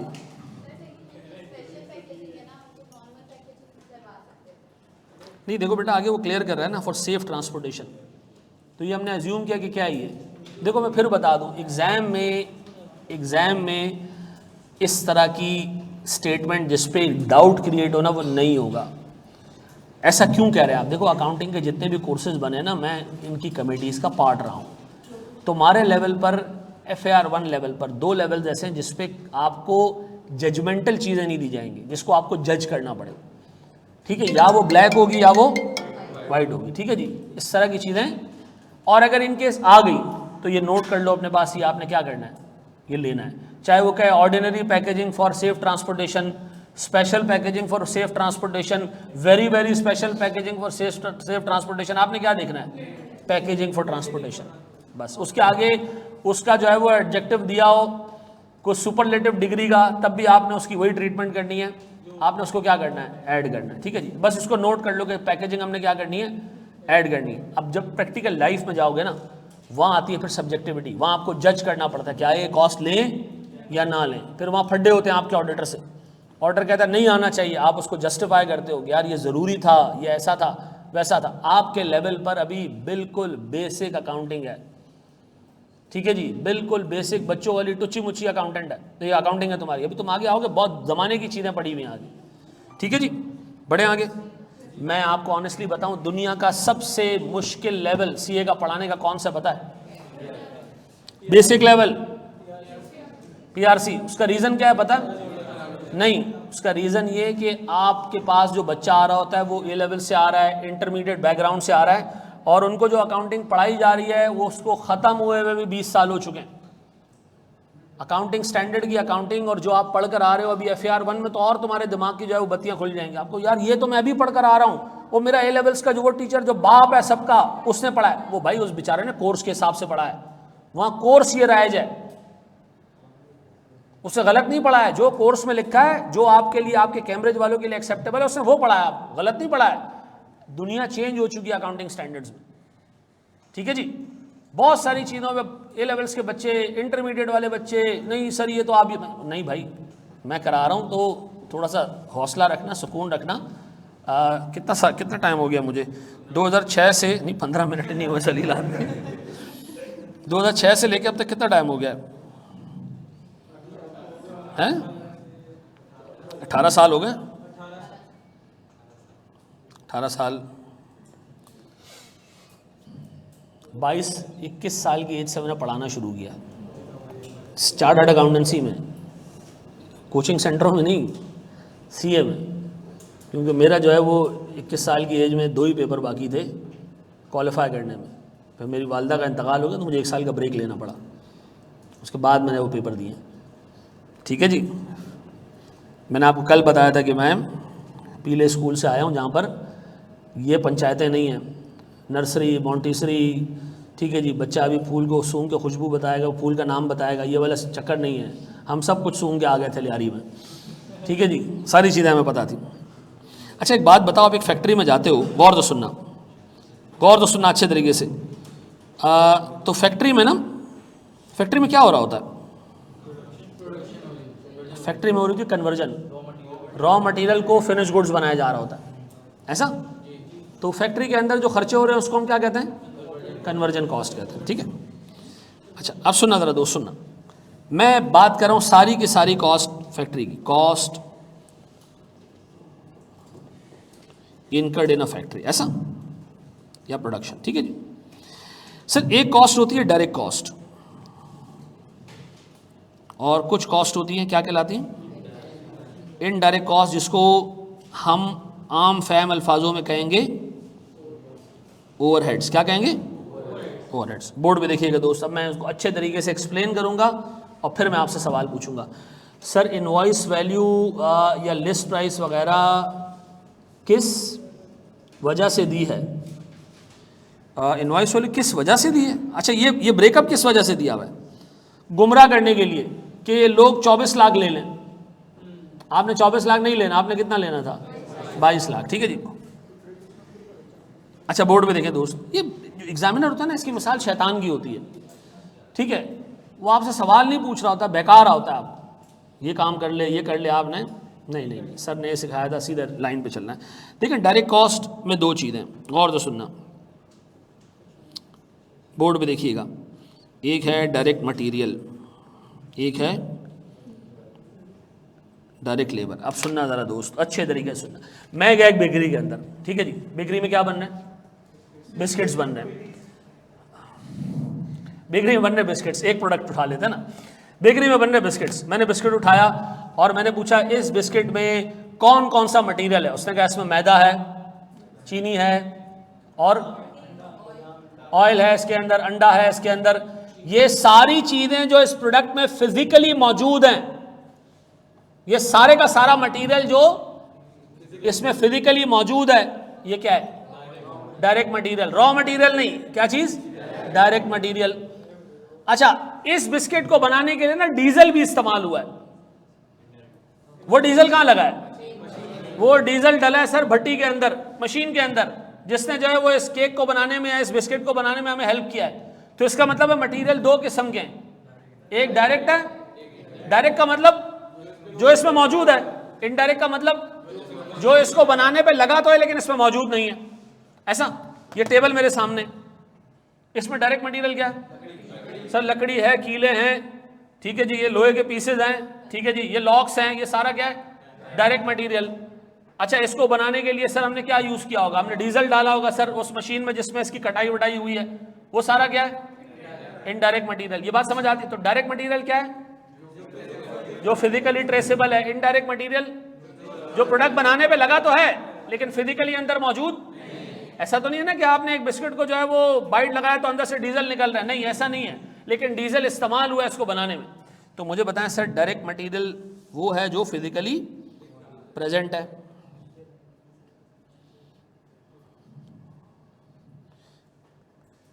भाई स्पेलिंग खुद देख लेना इसकी, ठीक है, मुझे नहीं आती स्पेलिंग, ठीक है जी। अब बताएं सर, जो इनडायरेक्ट मटेरियल है उसको हम कहाँ रखते हैं? उसको हम कहते हैं ये हमारा क्या जी? ओवरहेड है। अब मैं रीजन बताऊंगा कि ये क्लासिफिकेशन क्यों की गई है। अब बताओ जी, डायरेक्ट मटेरियल और इनडायरेक्ट मटेरियल, ऐसा गौर से सुनना, गौर से सुनना, गौर से सुनना। अब ये एक फैक्ट्री है, गौर से सुनो प्यारे बच्चों, इसमें तैयार हो रहे हैं ये वाले कप, ठीक है जी। इस कप में ये जो मटेरियल है क्या होगा? कोई मट्टी टाइप होगी, क्या होगा? सेरामिक, मट्टी टाइप कुछ होगा ना यार, ये होया है कुछ है, ठीक है जी। ये इस पे कलर वलर लगा हुआ, ये भी क्या है? ये मट्टी से खुद जो है ना ऐसे कप बन गया, ऐसा तो नहीं है ना? एक मजदूर था, क्या कर रहा था वो? इसको बना रहा था, बजाते खुद हाथ में प्रोडक्ट रख के उसको बना रहा था, वो क्या है जी? अच्छा, इस फैक्ट्री के अंदर ये वर्कर काम कर रहे हैं जो क्या बना रहे हैं? कप बना रहे हैं। क्या बना रहे हैं? ये कौन है? अच्छा, इस फैक्ट्री के अंदर कोने में एक बंदा बैठा हुआ है जिसको देख के सब गालियां दे रहे हैं, ये है सुपरवाइजर। कौन है? ओए काम कर, ओए आराम से नहीं बैठ, इधर नहीं देख, उधर नहीं देखो, बातें नहीं करो। ये बंदा क्या कर रहा है? ये सबको उंगली कर रहा है, सबको काम करने में। ये कौन है सर? ये मजदूर तो है, लेबर तो है, लेकिन डायरेक्ट प्रोडक्ट नहीं बना रहा। कौन है ये? इनडायरेक्ट लेबर है। डायरेक्ट लेबर कौन होता है? जो बना रहा है। इनडायरेक्ट लेबर कौन है? उसके अलावा जो बाकी लोग हैं। तो सुपरवाइजर कौन है? अच्छा, इस फैक्ट्री के बाहर एक बंदा जो है वो ये बंदूक लेके खड़ा है। हाँ जी, ये कौन है? इसका ये गार्ड है। ये क्या कर रहा है? फैसिलिटेट कर रहा है प्रोडक्शन को कि अनऑथराइज एक्सेस ना करे सर। ये भी कौन है? अच्छा, इधर एक छोटी सी कैंटीन है, इधर एक बंदा दबादब पराठे बना रहा है, चाय बना रहा है, ये सबको जा के मजदूरों को पिला रहा है कि ताज़ा दम रहे हैं। ये भी कौन है? तो मुझे एक बात बताएं सर, डायरेक्ट लेबर तो डायरेक्ट लेबर है, इनडायरेक्ट लेबर को हम क्या कहेंगे? ओवरहेड्स, ऐसा। अब बताओ, अब तक कितने किस्म की कॉस्ट आपने देख ली जो फैक्ट्री में लगती है? 2 किस्म की कॉस्ट नहीं, 4 किस्म की कॉस्ट देख ली हमने। डायरेक्ट मटेरियल जो प्रोडक्ट में फिजिकली ट्रेसेबल है, इनडायरेक्ट मटेरियल जो प्रोडक्ट पे लगी लेकिन ट्रेसेबल, डायरेक्ट लेबर जो बजाते खुद प्रोडक्ट बना रहा है सर, इनडायरेक्ट लेबर जो प्रोडक्ट प्रोड्यूस नहीं कर रहा लेकिन प्रोडक्शन को हेल्प कर रहा है, फैसिलिटेट कर रहा है, जैसे कि सुपरवाइजर, जैसे कि फैक्ट्री के अंदर मौजूद एक कैंटीन चलाने वाला बंदा, जैसे कि एक बंदा बैठा हुआ है फैक्ट्री के अंदर, जब कोई मशीन खराब हो जाती है वो आता सही कर देता है, प्रोडक्शन में काम नहीं कर रहा लेकिन प्रोडक्शन को फैसिलिटेट कर रहा है, जैसे वो सिक्योरिटी गार्ड जो बाहर बैठा हुआ है। ये सारे लोग कौन है? इनडायरेक्ट लेबर है। अब बताएं जी, मेरे पास 2 किस्म की कॉस्ट आ गई जिसको मैंने नाम दिया डायरेक्ट मटेरियल, डायरेक्ट लेबर, और 2 किस्म की कॉस्ट आ गई जिसको मैंने क्या नाम दिया? अच्छा, अब सुनना सुनना सुनना मेरे बच्चों, सुनना। मुझे बताएं, क्या फैक्ट्री के अंदर इसके अलावा भी कोई खर्चा होता है? इसके अलावा भी कोई खर्चा होता है? क्या सिर्फ मजदूर और लेबर ही होता है और तो कुछ नहीं होता? होता है सर, होता है। उसको हम नाम देते हैं other other other other overheads. Other जैसे कि इलेक्ट्रिसिटी और फ्यूल, तो चलो इनडायरेक्ट मटेरियल में आ जाएगा ना। इलेक्ट्रिसिटी और सर रेंट, फैक्ट्री का रेंट, और सर फैक्ट्री की इंश्योरेंस या मशीनों की इंश्योरेंस, ठीक है जी, ये सारे खर्चे फैक्ट्री में आते हैं। और सर फैक्ट्री में मशीनें जो मौजूद हैं उनका डेप्रिसिएशन, रिपेयर, मेंटेनेंस, 1000 नाम है, बाकी जो खर्चे आएंगे उनको हम क्या कहेंगे? अब सुनना मेरी बात, अब सुनना मेरी बात, अब सुनना मेरी बात। फैक्ट्री में सिवाय डायरेक्ट मटेरियल के, सिवाय ये जितने खर्चे हैं इसको हम कहते हैं कन्वर्जन कॉस्ट। सिवाय डायरेक्ट मटेरियल के ये जितने खर्चे हैं इनको हम क्या कहेंगे? हम कहेंगे एक है मटेरियल, डायरेक्ट मटेरियल, उसको कन्वर्ट करने के लिए ये सारे खर्चे किए जा रहे हैं। कन्वर्ट करने के लिए कौन कौन सा खर्चा किया जा रहा है? डायरेक्ट लेबर है, इनडायरेक्ट लेबर है, इनडायरेक्ट मटेरियल है और सारे खर्चे। अब बताएं जी, फैक्ट्री में दो ही किस्म के खर्चे हैं, कौन से? ना ना ना ना ना, जो IS2 के हिसाब से या तो डायरेक्ट मटेरियल या कन्वर्जन कॉस्ट, या डायरेक्ट मटेरियल। कन्वर्जन कॉस्ट में दो किस्म की चीजें हैं, डायरेक्ट लेबर और ओवरहेड्स। डायरेक्ट लेबर, बताएं सर, कन्वर्जन कॉस्ट क्या है जी? Apart from direct material all the cost are, अच्छा कन्वर्जन कॉस्ट में apart from direct labour all cost are overheads, ऐसा। अब बताओ, मैं फिर आपसे पूछ रहा हूं, फैक्ट्री में कितने किस्म के खर्चे? या तो डायरेक्ट मटेरियल या सारे का सारा कन्वर्जन कॉस्ट, या सारे का सारा। अच्छा, कन्वर्जन कॉस्ट में क्या है? दो ही चीजें, या तो डायरेक्ट लेबर है या सारे का सारा ओवरहेड है, ऐसा। अब आपको एग्जामिनर गुमराह कर रहा है, वो कह रहे हैं बताएं इनडायरेक्ट मटेरियल कन्वर्जन कॉस्ट है या नहीं है? है। डायरेक्ट मटेरियल कन्वर्जन कॉस्ट है या नहीं है? नहीं है।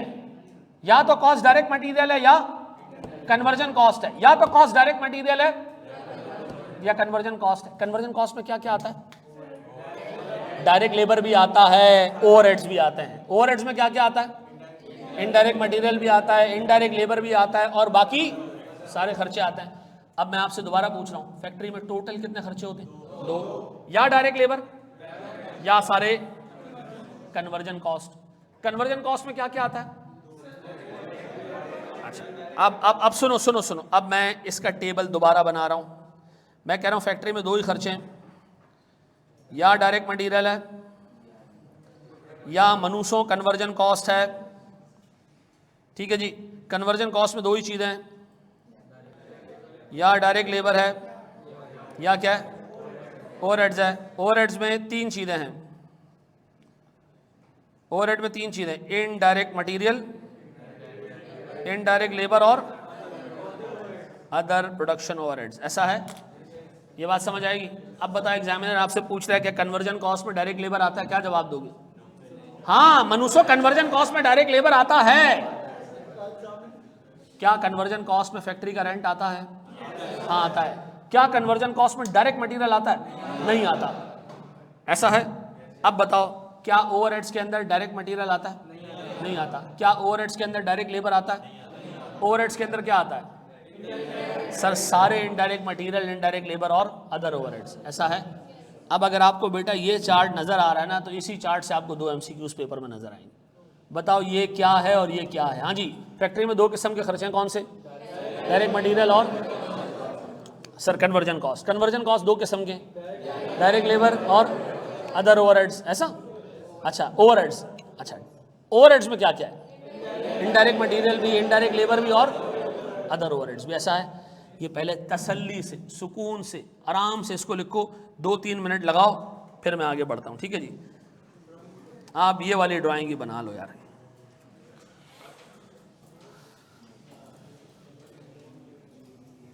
इनडायरेक्ट मटेरियल की कोई एग्जांपल दें। डीजल मैंने एग्जांपल दी इनडायरेक्ट मटेरियल की। हाँ जी सर मिसाल के तौर पे ये मेरे सामने एक पीसी पड़ा हुआ है, ठीक है जी, इसके अंदर बहुत सारे पुर्जे, इसकी वेल्डिंग की होगी, मिसाल दे रहा हूँ। तो वेल्डिंग रॉड्स थी, वो क्या थी? वो इनडायरेक्ट मटेरियल थी। अच्छा, बाज़ों का जो पैकिंग मटेरियल होता है ना, दो वो प्रोडक्ट में मौजूद तो होता है, लेकिन हम कहते हैं ये प्रोडक्ट का इंटीग्रल पार्ट नहीं है। तो बहुत सारे लोग पैकिंग मटेरियल को भी क्या ट्रीट करते हैं? इनडायरेक्ट। इतनी डिटेल में मैं नहीं जा रहा, ये आओगे कॉस्टिंग में बात करेंगे, अभी नहीं। ठीक है जी सर, ये लास्ट वाला फ्लो चार्ट अगेन बता दें। देखो, एक फैक्ट्री के अंदर मटेरियल को कन्वर्ट किया जाता है फिनिश गुड्स में, तो या तो मटेरियल कॉस्ट होगी और बाकी की सारी कॉस्ट क्या होगी? Conversion cost. कन्वर्जन कॉस्ट में दो चीज़ें, या तो डायरेक्ट लेबर है और बाकी सारी की सारे खर्चे क्या हैं? अच्छा, ओवरहेड्स में जाओगे तो आपको इनडायरेक्ट मटेरियल भी नजर आ जाएगा, इनडायरेक्ट लेबर भी नजर आ जाएगा और बाकी सारे खर्चे ओवरहेड्स। जी मेरे बच्चे, को सवाल है?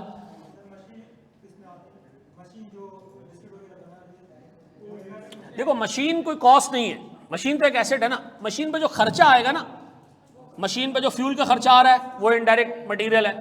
मशीन में जो इलेक्ट्रिसिटी चल रही है वो ओवरहेड है। मशीन जो आहिस्ता आहिस्ता खराब हो रही है, रिपेयर एक्सपेंस ओवरहेड है। ठीक है जी। मशीन की मेंटेनेंस कॉस्ट है, ऑयलिंग एंड ग्रीसिंग है, सफाई सुथराई है, वो ओवरहेड है। लेकिन मशीन का खर्चा क्या है? वो तो एसेट है ना। मशीन जो खरीदी है वो क्या है हमारा? तो एसेट है। ऐसा है सर ये? अच्छा हो गया ये वाला। और भाई किसी की क्यों कंफ्यूजन, तो हम आगे बढ़े। जी जी मेरा बच्चा, बढ़ जाएंगे पक्का है? टाइम खत्म हो गया? Very good. यही टाइम खत्म होने पे कलमा पढ़ दें बेटा। टाइम खत्म हो जाए कलमा पढ़ दो बस। हमारी क्लास है 3:30 बजे तक, है ना? कितने बजे तक है? मनुष्य कोई 2:15 तक नहीं। मैं आया कितने बजे हूँ? अच्छा, मैं एक चीज़ ये भी ऑब्जर्व करता हूँ कि पीआरसी के मैं पढ़ाता नहीं था पीआरसी, ना मैं उसको मॉनिटर करता था। मैं जनरली एक टेंडेंसी और भी देखी है लेट आने की लोगों में। अच्छा 5-6 मिनट तो मैं खुद भी लेट हो जाता हूँ, लेकिन मुझे एक चीज़ फील होती है कि यार ये लंबी लंबी क्लासेस जो है ना, वो मेरे ख्याल में शायद नीड इसीलिए पड़ती है आप लोगों कि जनरली अगर टीचर वक्त पे आ भी जाए क्लास में तो बच्चा गायब है। क्योंकि अब आपकी भी एक आदत बन गई है कि यार कम से कम 15 मिनट तो लेट आएंगे। एक हम अपनी हैबिट बना लेते हैं। देखो टाइम हमारे लिए सबसे कीमती चीज़ है, ठीक है? तो हम कोशिश करें कि हम खुद टाइम पे आएँ। टीचर जो है वो बच्चों को देख के टाइम पे आना शुरू हो जाता है खुद। ये मैं आपको ऑनेस्टली बताऊँ, टीचर जो है वो जब क्लास में आता है ना, देखते आधी क्लास बाहर निकली हुई है, तो कहता है ठीक है यार कल से मैं 5 मिनट लेट आऊँगा। तो बच्चा क्या करता है, अच्छा टीचर तो 5 मिनट लेट आ रहा है, 5 मिनट शुरू में पढ़ाएगा, नहीं तो और 5 मिनट लेट कर दो। फिर वो टाइम कहाँ तक चला जाता है? आधे घंटे तक। मेरी कैफ की क्लास में मैं 3 से 4 मिनट लेट आ जाऊँ ना, 5 मिनट लेट आ जाऊँ, तो हरामखोर बच्चे जो है ना मुझे तंग करना शुरू कर देते। अब तक क्लास शुरू नहीं हुई, सर कहाँ रह गए थे आप? और आप 10 मिनट लेट हो जाएं तो आपका इस्तकबाल तालियों में होता है। ठीक है जी, ये तंजिया तालियां बजाई जाती हैं कि यार ये टीचर लेट आए, क्योंकि वहाँ क्लास है ही 1.5 घंटे की। 1.5 घंटे ज़्यादा मेरे ख्याल में एक बच्चे में पढ़ने की कैपेसिटी। आप लोगों की बड़ी हिम्मत है यार माशाल्लाह, ठीक है? या शायद टाइम शॉर्ट है आप लोग, इस वजह से जो है वो इतना प्रेशर है आप लोगों के ऊपर है। चलो जी आगे बढ़े दोस्त। एक सवाल मैं आपको दे रहा हूँ, एक छोटी सी चीज़ आपको सिखा रहा हूँ, गौर से सुनना प्यारे भाई, सुनो। थक गए हो गया? बोर्ड पे देखो, बोर्ड पे देखो, बोर्ड पे देखो।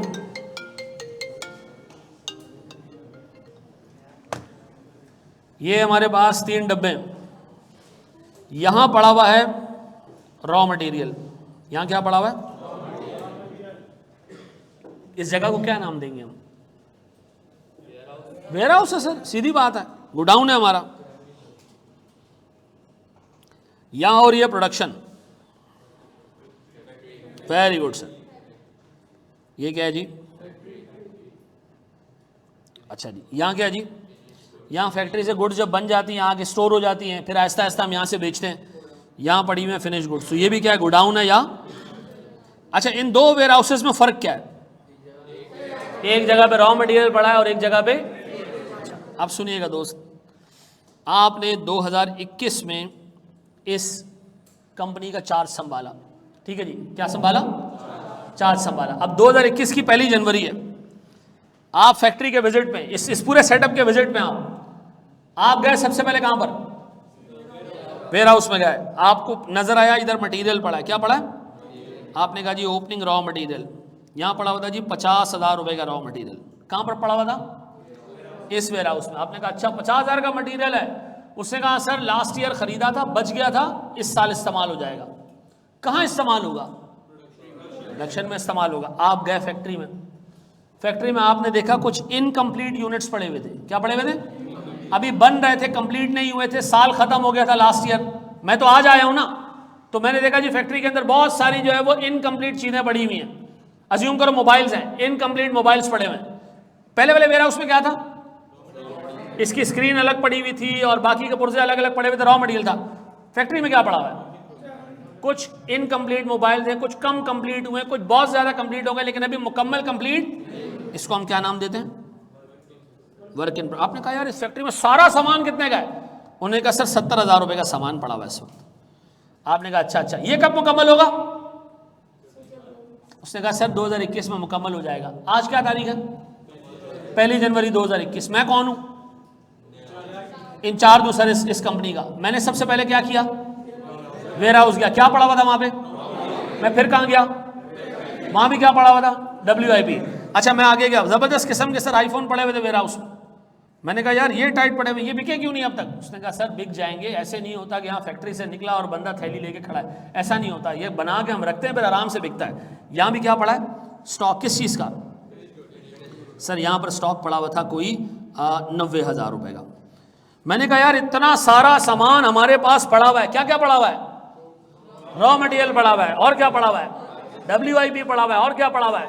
फिनिश गुड्स पड़ा हुआ है। मैंने कहा बस आज से मैंने चार्ज संभाल लिया है, चलो मेरे बच्चों काम शुरू करते हैं। मैंने पूरे साल क्या की? रॉ मटेरियल परचेज किया, वक्तन फवक्तन। वक्तन फवक्तन ये क्या होता है? वक्तन फवक्तन टाइम टू टाइम में खरीदता रहा, ऐसा। मैंने सर पूरे 6 लाख रुपए का रॉ मटेरियल खरीदा। कितने का? और कहां डाल दिया उसको? अच्छा वेयर हाउस में ऑलरेडी कितना पड़ा हुआ था, तो मिला के कितना हो गया? 6.5 लाख। ये आता भी गया और जाता भी गया। आता भी गया, जाता कहां गया? अच्छा साल खत्म हुआ ना, तो मेरे पास 80,000 रुपए का रॉ मटेरियल मौजूद था। अब बताओ पड़ा कितना था? 50। आया कितना? 6 लाख।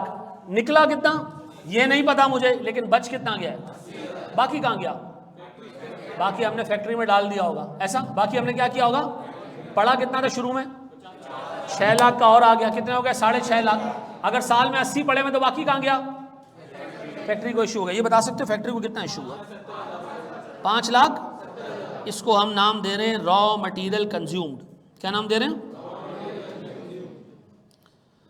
ऐसा कैसे निकाला हमने? ये ओपनिंग, एड, परचेजेस, ज्यादा हो गया ये, फिर कंज्यूम करते करते करते करते ये हिस्सा बच चुका है। ये क्या है मेरे पास सर? अब जो बाकी बचा वो क्या है? Raw material consume. कितने रुपए का रॉ मटेरियल तुमने फैक्ट्री को दिया इस दफा? 5,70,000 का। ऐसा कितने का? 5 लाख। वापस बता दें सर, 50,000 का मटेरियल पड़ा हुआ है, 6 लाख और खरीद लिया, कितना हो गया? 6.5 में से अगर 80 बच गए तो बाकी कहां गया? फैक्ट्री को दे दिया इस्तेमाल करने के लिए, मोबाइल बनाने के लिए। कितने का? 5 लाख। अब आ जाओ फैक्ट्री में। फैक्ट्री में कितने खर्चे? मनुष्यों अभी बताया था। डायरेक्ट मटेरियल के अलावा कितने खर्चे हैं? कन्वर्जन कॉस्ट है। कन्वर्जन कॉस्ट में क्या आता है? एग्जामिनर कह रहा है पूरे साल गौर तो सुनना, पूरे साल हमने डायरेक्ट लेबर लगाया है। कितने का? से 2 लाख का। और हमने क्या लगाए? ओवरहेड्स लगाए 1 लाख के। मटेरियल कितने का लगाया इस साल? 570। मजदूर ने काम कितने का किया है? 2 लाख का। ओवरहेड्स हमने कितने पे किए? 1 लाख। अब बताओ पूरी फैक्ट्री में कितना खर्चा हो चुका है? 8 लाख। यार फैक्ट्री में कुछ ऑलरेडी खर्चा पड़ा हुआ था, कुछ इनकम्प्लीट यूनिट थे। ओपनिंग, WIP कितने का? 70,000। कितना टोटल खर्चा हो चुका है अब तक? हम कहेंगे जी हमारे पास 50,000 का मटेरियल था, 6 लाख और आ गए, 6.5 हो गए, 80 छोड़ के बाकी चले गए फैक्ट्री में। तो फैक्ट्री में कितने के गए? 570। फैक्ट्री में ऑलरेडी WIP पड़ा हुआ था, कितने का? 70। 570 का मटेरियल और आ गया, लेबर भी आ गया, ओवरहेड्स भी आ गए। टोटल खर्चा कितना हो गया सर? 940। साल जब खत्म हुआ ना, तो फैक्ट्री में कुछ इनकम्प्लीट यूनिट्स पड़े हुए थे। ये थे 90,000 के। कितने के? अब बताओ कंपनी ने कितने रुपए की फिनिश गुड्स प्रोड्यूस की? 8.5। वापस से देखते, वापस से सुनते। वापस जाओ वेयर हाउस में, क्या पड़ा हुआ था? 50,000 का मटेरियल। कितने का और खरीदा? 80 रह गए, बाकी कहां गया? तो इसका मतलब है फैक्ट्री में 570 आए। फैक्ट्री में ऑलरेडी कितने पड़े हुए थे? 70 पड़े हुए थे। फैक्ट्री में तो ऑलरेडी 70,000 का स्टॉक पड़ा हुआ था ना, ये रहा। 570 का मटेरियल और आ गया। फिर आपने इस मटेरियल पे लेबर भी लगाया और ओवरहेड भी लगाया। तो आपने कहा जी 70 का स्टॉक पहले से पड़ा हुआ है, 8,70,000 का और हमने डाल दिया, काम भी किया, इसके बाद साल के एंड में कितने का इनकम्प्लीट स्टॉक रह गया? 90। तो बाकी क्या हुआ? बाकी कंप्लीट हो गया स्टॉक। ये बन गया फिनिश गुड्स। ये हमने कहाँ भेजे? ये हमने भेजे वेयर हाउस में। वेयर हाउस में क्या पड़ा हुआ है? ऑलरेडी 90 का फिनिश गुड्स पड़ा हुआ है। ओपनिंग फिनिश गुड्स कितना है? 90 का। अब हमने इस साल कितना बनाया? सर मेरे पास न्यू फिनिश गुड्स कितने के? 8,50,000। कितने हो गए? 940 हो गए। साल खत्म हुआ, हमारे पास फिनिश गुड्स मौजूद थे 1 लाख रुपए के। बाकी कहाँ गए? वेरी गुड सर, बाकी बिक गए। कितने के बिके? 7 लाख बनता ही।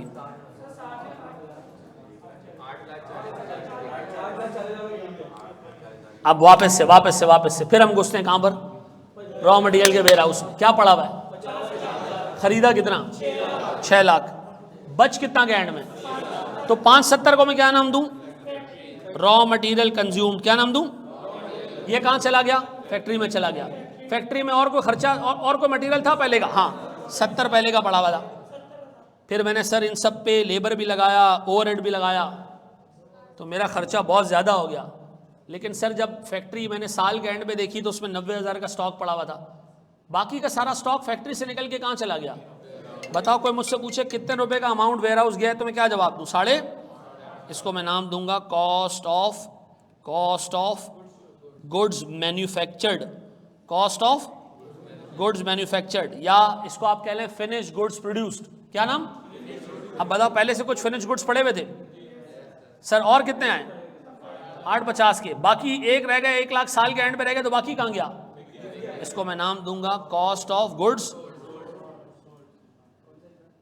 वापस से देखते हैं सर, वापस से देखते हैं। घुसो कहां पर? रॉ मटेरियल के वेयर हाउस में। क्या पड़ा हुआ है? फिर आपने खरीदा क्या चीज? 6 लाख का स्टॉक। आपने कहा भाई माशाल्लाह जी 6.5 लाख का स्टॉक हो गया है।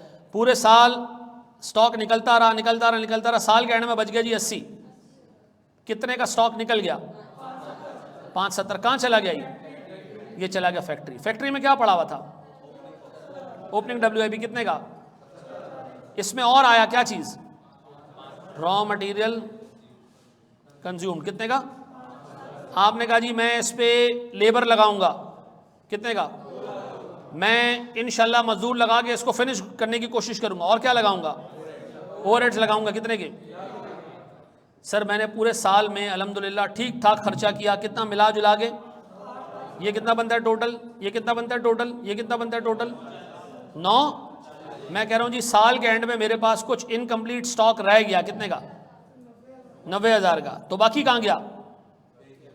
बाकी किधर गया? ये बराबर वाले वेयर हाउस में चला गया। कहां पर? कितना बनता है ये? 6.5। ये कहां गया? ये वेयर हाउस में गया। इसके लिए वेयर हाउस की जगह बनाते हैं हम थोड़ी सी कंस्ट्रक्शन करके। अब बताओ ये कहां गया? ये आ गया फिनिश गुड्स के वेयर हाउस में। यहां पहले ऑलरेडी चीज पड़ी हुई है। क्या पड़ा हुआ है यहां पे? कितना फिनिश गुड्स पड़ा हुआ है? ये और आ गए। कॉस्ट ऑफ गुड्स मैन्युफैक्चर्ड कितना? 8, 8.5 लाख। हमने कहा 9, 90 पहले के बड़े माशाल्लाह 8.5 के गुड्स और आ गए। बताओ साल के एंड पे कितना स्टॉक पड़ा हुआ है? कितना फिनिश गुड्स का स्टॉक पड़ा हुआ है? 9 लाख। और मनुष्यों साल के एंड में पड़ा हुआ 1 लाख का स्टॉक। क्या रह गया? कितना निकल गया? 840। 840 क्या है सर? ये वो गुड्स है जो हमने क्या कर दिए हैं? बेच दिए हैं। एग्जामिनर तुम्हें ये सारा डाटा देगा, 3 फिगर्स कैलकुलेट करवाएगा। रॉ मटेरियल कंज्यूम्ड,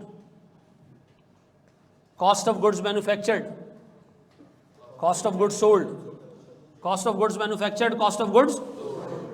ये कौन सी जगह है? ये कौन सी जगह है? सुनो मैं पूछ रहा हूं, ये कौन सी जगह है? ये रॉ मटेरियल का वेयर हाउस है। ये कौन सी जगह है? ये फैक्ट्री है। ये कौन सी जगह है? ये फिनिश गुड्स है। ऐसा ये वेयर हाउस है फिनिश गुड्स का। ऐसा सर 90,000 रुपए की सर फिनिश गुड्स बने हुए मोबाइल हमारे पास है।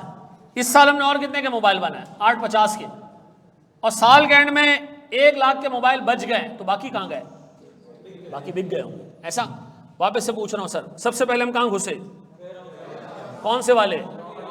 उधर क्या पड़ा हुआ था? 50,000 का मटेरियल। क्या डाला उसमें हमने? 6 लाख का। बाकी सर जो साल के एंड में बच गया 80 का मटेरियल, बाकी कहां गया? फैक्ट्री में गया। फैक्ट्री में ऑलरेडी कितना पड़ा हुआ था सर? WIP 70। उसमें क्या डाला हमने? 570 का मटेरियल, लेबर भी डाला, ओवरहेड भी डाला, साल के एंड में यहाँ सर इनकम्प्लीट स्टॉक रह गया 90 का, तो बाकी कहाँ गया? कंप्लीट हो गया, कंप्लीट हो गया। पहले से कंप्लीट स्टॉक कितने का था और कंप्लीट हुआ कितने का? तो सर हमारे पास तो ठीक ठाक मोबाइल्स बन गए, साल के एंड में 1 लाख के मोबाइल पड़े हुए, बाकी कहाँ गए? बाकी बिक गए। ऐसा है? सही, ये कॉपी कर लो। ये कहाँ से करोगे? शुरू हो जाओ। शाबाश जी। नहीं नहीं भाई, क्या हो गया? मैं शायद क्लास का टाइम 2 घंटे का था। नहीं अब नहीं होगा। हैं? क्या करते हैं? रात तक पढ़ा रहे हैं? आ जाओ फिर, बैठा हूँ कमरे में। हैं? अच्छा, मैं वैसे आपको शायद नहीं पता हो, मैं बता देता हूँ। मैं मेरी एथनिक जो बिलोंगिंग है ना वो पेशावर से है, मैं पठान हूँ, ठीक है ना। वो कह रहा था रात तक पढ़ना है, तो मैंने कहा मैं बता दूँ पहले से। हैं? कोई टेंशन नहीं है। नहीं, हमारे साथ एक कंपनी में एक भाई बहन थे इंटरनल ऑडिट में, तो हमने प्लान बनाया, चलो जी अल आसिफ चलते हैं कुछ खाने के लिए। तो उन भाई बहन से भी हमने पूछ लिया, हमने कहा यार तुम लोग चलोगे? तो उसने, दोनों ने मुझसे पूछा कि जी हमारे लिए सेफ़ है। मैंने कहा लड़की के लिए सेफ़ है, तू देख के आना भाई, तू हैं। चलो वैसे मजाक करता हूँ, कहीं रिपोर्ट नहीं कर देना भाई। बेटा ये जो वीडियो बनाएगा ना पोर्टल पे डालेगा, ये काट दियो भाई, ठीक है ना। ये सुनने वाला काट दे वीडियो, ठीक है? पठानों में, पठानों से सुनने नहीं, ये ऐसी बदनाम है यार। पठानों से ज़्यादा साफ दिल के लोग पूरी दुनिया में नहीं है। हर कौम की एक खासियत है। सिंधी को अल्लाह ताला ने अदब दिया है, बहुत अदब करने वाली कौम है। पंजाबी कौम बहादुर बहुत है, ठीक है जी। आपको बहादुर का मतलब है लड़ने वाली कौम है, ठीक है। आप अगर आर्मी में देखें तो 80% पंजाब बराबर। पठान बहुत बहादुर कौम है, मेहमान नवाज कौम है, ठीक है जी। पाकिस्तान की सबसे अच्छी कौम जो मुझे लगती है, जो सबसे ज़्यादा डिप्राइव्ड है, वो बलोच कौम है। उन बेचारों को ग्रो ही नहीं होने दिया हमने। ऑनेस्टली मैं आपको बताऊं, आप कभी चले जाओ बलूचिस्तान में, आपको कोई अच्छा स्कूल नहीं मिलेगा, कोई अच्छा सेटअप नहीं मिलेगा। मैं बेटा 6 दफ़ा समझा दूंगा, कॉपी कर लो, कोई टेंशन नहीं, वापस से समझा देता हूँ। खा सकते हो मेरी क्लास में, हर वो चीज़ आप खा सकते हैं जो अपने पेरेंट्स के सामने खा पी सकते हैं। अब ये ना हो कल कोई सिगरेट निकाल ले कि सर मैं और अब्बा साथ ही पीते हैं, ठीक है ना। ये नहीं, जनरल बात कर रहा हूँ, ठीक है जी। नहीं बेटा, थैंक यू। ना बेटा, सुकून से खाओ। जब कोई अच्छी चीज़ आएगी तब मांगूंगा तुम लोगों से। हैं? रास क्या मतलब? इस उम्र में क्या मतलब? 2 शादियों के बाद और क्वालिफिकेशन के बाद बालों का बच जाना ये अल्लाह की नेमत है। अच्छा, ये मैं आपको बता दूं, जिसके अब्बा के बाल गिर रहे होते हैं ना, वो फिर औलाद में भी उनका ऐसा सीन रहता है। तो अब्बा के बाल हमारे पूरे थे।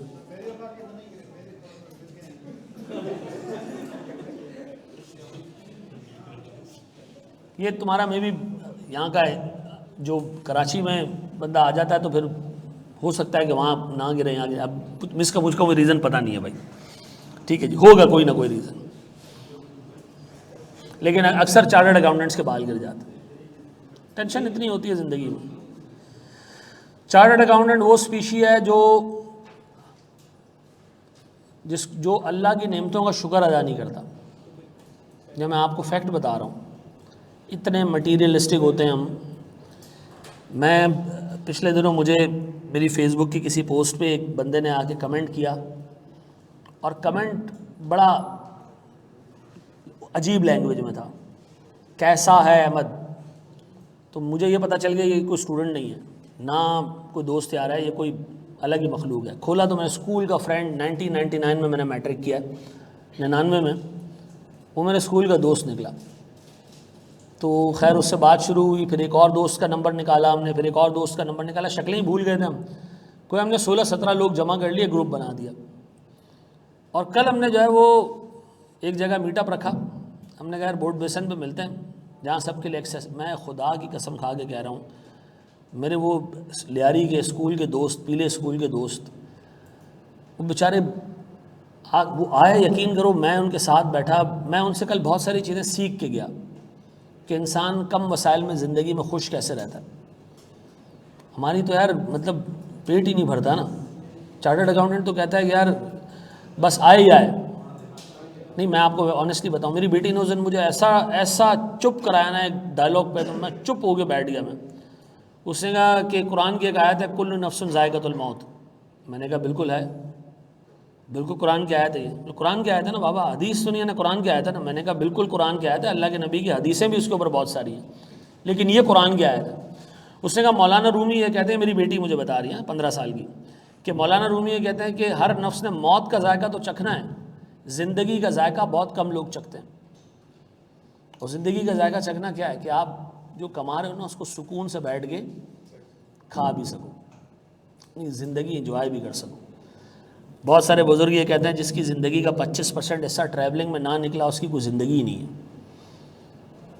हमने तो पता नहीं ट्रैवल कब किया है, तो याद भी नहीं है मुझे, ठीक है ना। आखिरी दफ़ा जो है वो मैं गया था 2 साल पहले, मर्दान गया था मैं, ठीक है जी। और वो भी मैं बाय चॉइस बाय रोड गया था, और वापसी में मैं ज़िंदगी की सबसे बड़ी जलालत में फंस गया था। सैलाब आया हुआ था, तो मैं पंजाब से सखर तक तो आ गया, उसके आगे फिर मेरी ज़िंदगी हराम हो गई। सखर के आगे सारे वो ट्राले खड़े हुए थे, बंद रोड, एक गली दूसरी गली, कोई मैं 20 घंटे की मुसाफत के बाद जो है ना सखर से लेके कराची में पहुंचा। हाँ जी, बढ़े आगे, दूँ एक सवाल। कॉपी, शाबाश शाबाश। हाँ जी, अच्छा तुम लोग चाहो तो हम 10 मिनट का ब्रेक ले लेते हैं।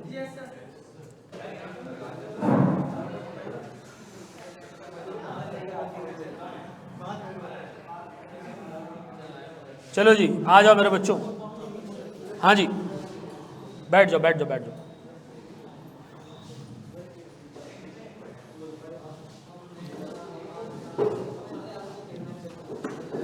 अच्छा जी, अब एक फॉर्मेट में डाल देते हैं चीज़ों को, ताकि वो फॉर्मेट हमारे जहन में रच बस जाए और फिर हम उसी पे सवालात सॉल्व करें। अच्छा मेरे बच्चों, मेरे पास सबसे पहले क्या हुआ करेगा, ओपनिंग रॉ मटेरियल। इसमें मैं क्या ऐड किया करूँगा, परचेजेस, ठीक है जी, जो हमने परचेज किया है इसमें से हम हटा देंगे जो साल के एंड में, इससे क्या मिल जाया करेगा हमें, वेरी गुड मेरे बच्चों, रॉ मटेरियल कंज्यूम। ऐसा अब ये रॉ मटेरियल गया कहाँ, जो कंज्यूम हुआ वो गया कहाँ, फैक्ट्री में गया। फैक्ट्री में इसमें क्या ऐड होगा, लेबर ऐड होगी और ओवरहेड्स ऐड होंगे। अच्छा फैक्ट्री के अंदर ऑलरेडी कुछ पड़ा होगा, क्या चीज़, ओपनिंग WIP, और क्या चीज़ साल के एंड में रह जाएगी, ये हटा दो तो बाकी सारा कहाँ चला गया, वेयर हाउस में चला गया। उसको हम कहेंगे कॉस्ट ऑफ गुड्स,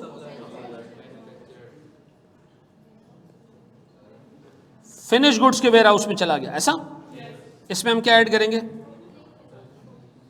और कुछ फिनिश गुड्स हमारे पास साल के एंड में बच जाएंगे, तो बाकी कहाँ चला गया।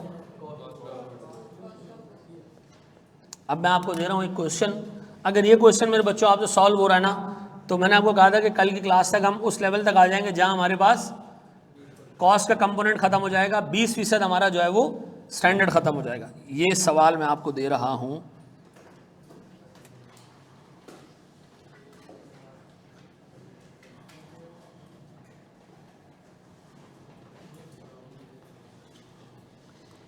यार अगर तुम लोग बुरा ना मानो तो मैं तुम लोग की कुछ थोड़ी सी लंबी क्लासेस लगा दिया करूँ, हैं। मैं चाह रहा हूँ कि जितना टाइम मैं फारिग हूँ मैं तुम लोग की अच्छी खासी चीज़ें खींच दूँ ना, कोर्स की बात कर रहा हूँ।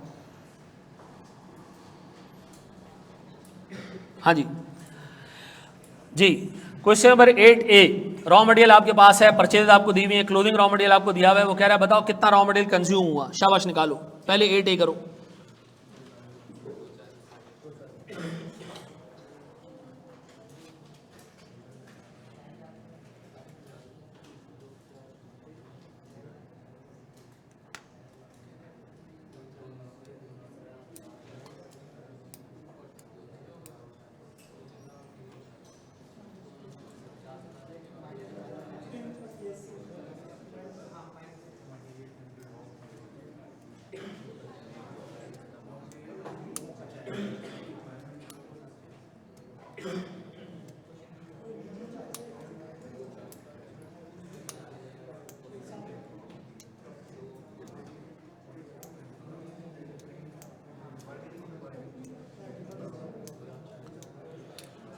जी कितना आ रहा है?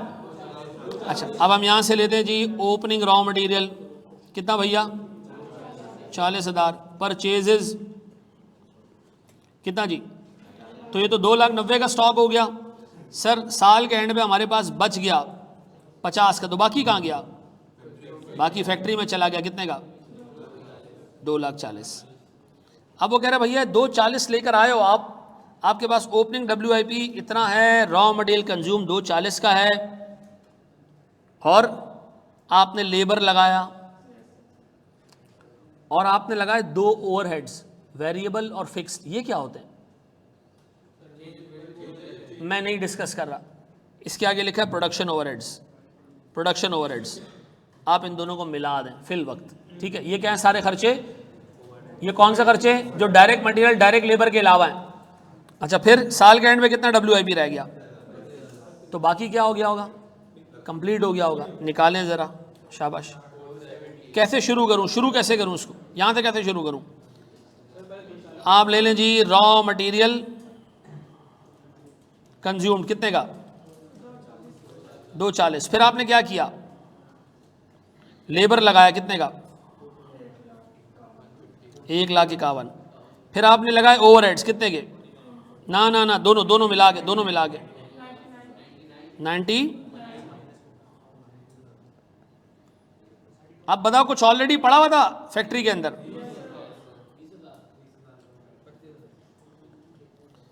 कुछ साल के एंड में रह गया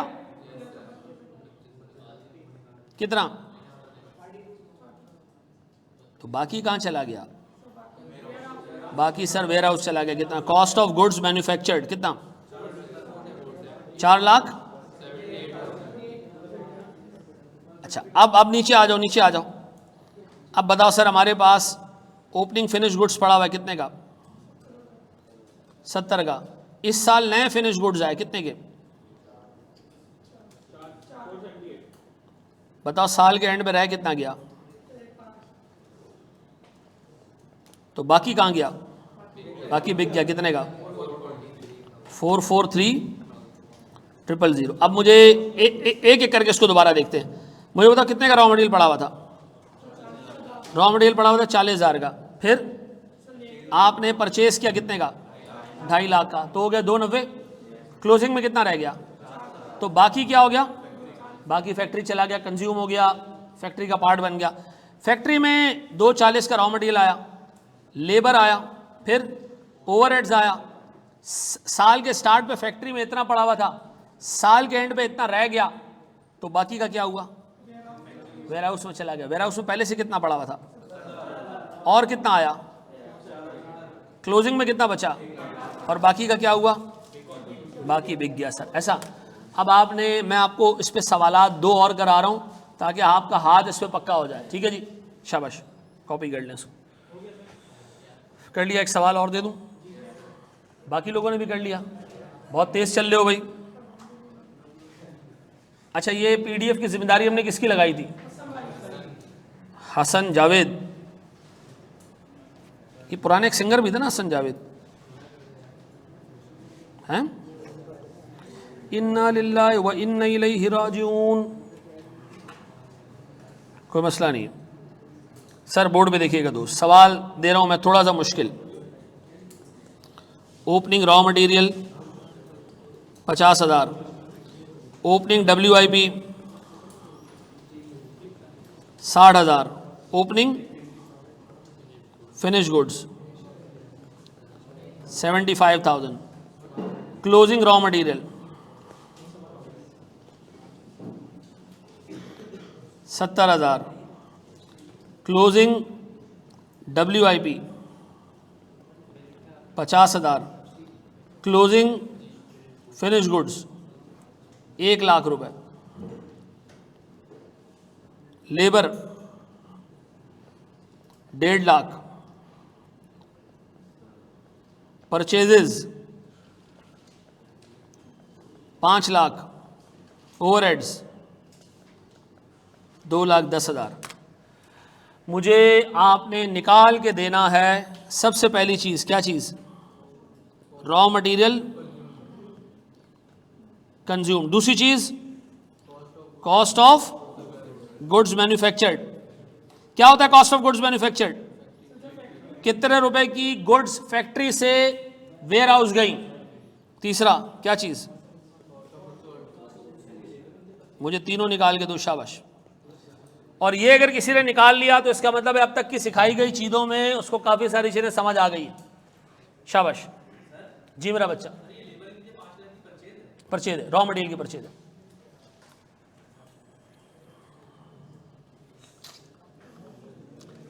है ऑनलाइन वालों आप लोग सांस ले रहे हैं जिंदा हैं हिलजुल रहे हैं बस सही है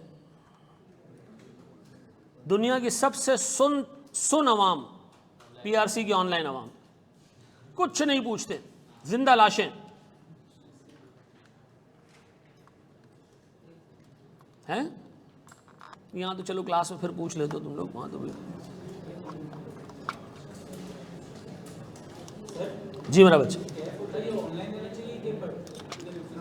मेरा बस चलता मेरी जिंदगी में ऑनलाइन होता मैं कभी जिंदगी में भी फिजिकल नहीं आता हर एक की प्रायोरिटी हर एक का अपना प्रेफरेंस है मैं इसलिए नहीं आता कि मैं पढ़ने का अपना तरीका है मुझसे किसी के सामने बैठ के नहीं पढ़ा जाता मैं अपने पेस पे पढ़ता हूँ जैसे मैं अगर जैसे CFA का एग्ज़ाम दे रहा हूँ तो मैं 2 की स्पीड पर सुनता हूँ ठीक है ना 2 की स्पीड पे सुनता हूँ तो मुझे मैं समझ लेता हूँ कोई मसला नहीं होता लेकिन जब टीचर पढ़ा रहा हो ना आराम आराम से तो एक तेज़ बच्चा जो है ना कन्फ्यूज़ होना शुरू हो जाता है कि यार कब ख़त्म करेगा पता नहीं लेके बैठ गई है और अगर वो तेज़ पढ़ाना शुरू करता है तो फिर एक स्लो बच्चा जो है ना वो कहता है यार बहुत तेज़ जा रहे हैं सर लिखने का भी टाइम नहीं दे रहे हैं तो इसीलिए और ऑनलाइन में सबसे अच्छी बात पता है क्या है रिकॉर्डेड लेक्चर में आप उसको पीछे करो ना टीचर की हटेगी भी नहीं बार बार आप वो सुनो ठीक है जी फिर बार बार सुनो नहीं हटती है उसमें यहाँ टीचर की हट जाती है और आप अपनी पसंद की जगह टीचर को लेके जा सकते हो मोबाइल में आपके टीचर है वॉशरूम में जाके भी देखो कहीं भी देखो आप कोई टेंशन नहीं रील्स देखने की जगह लेक्चर देख ले भाई जी मेरा बच्चा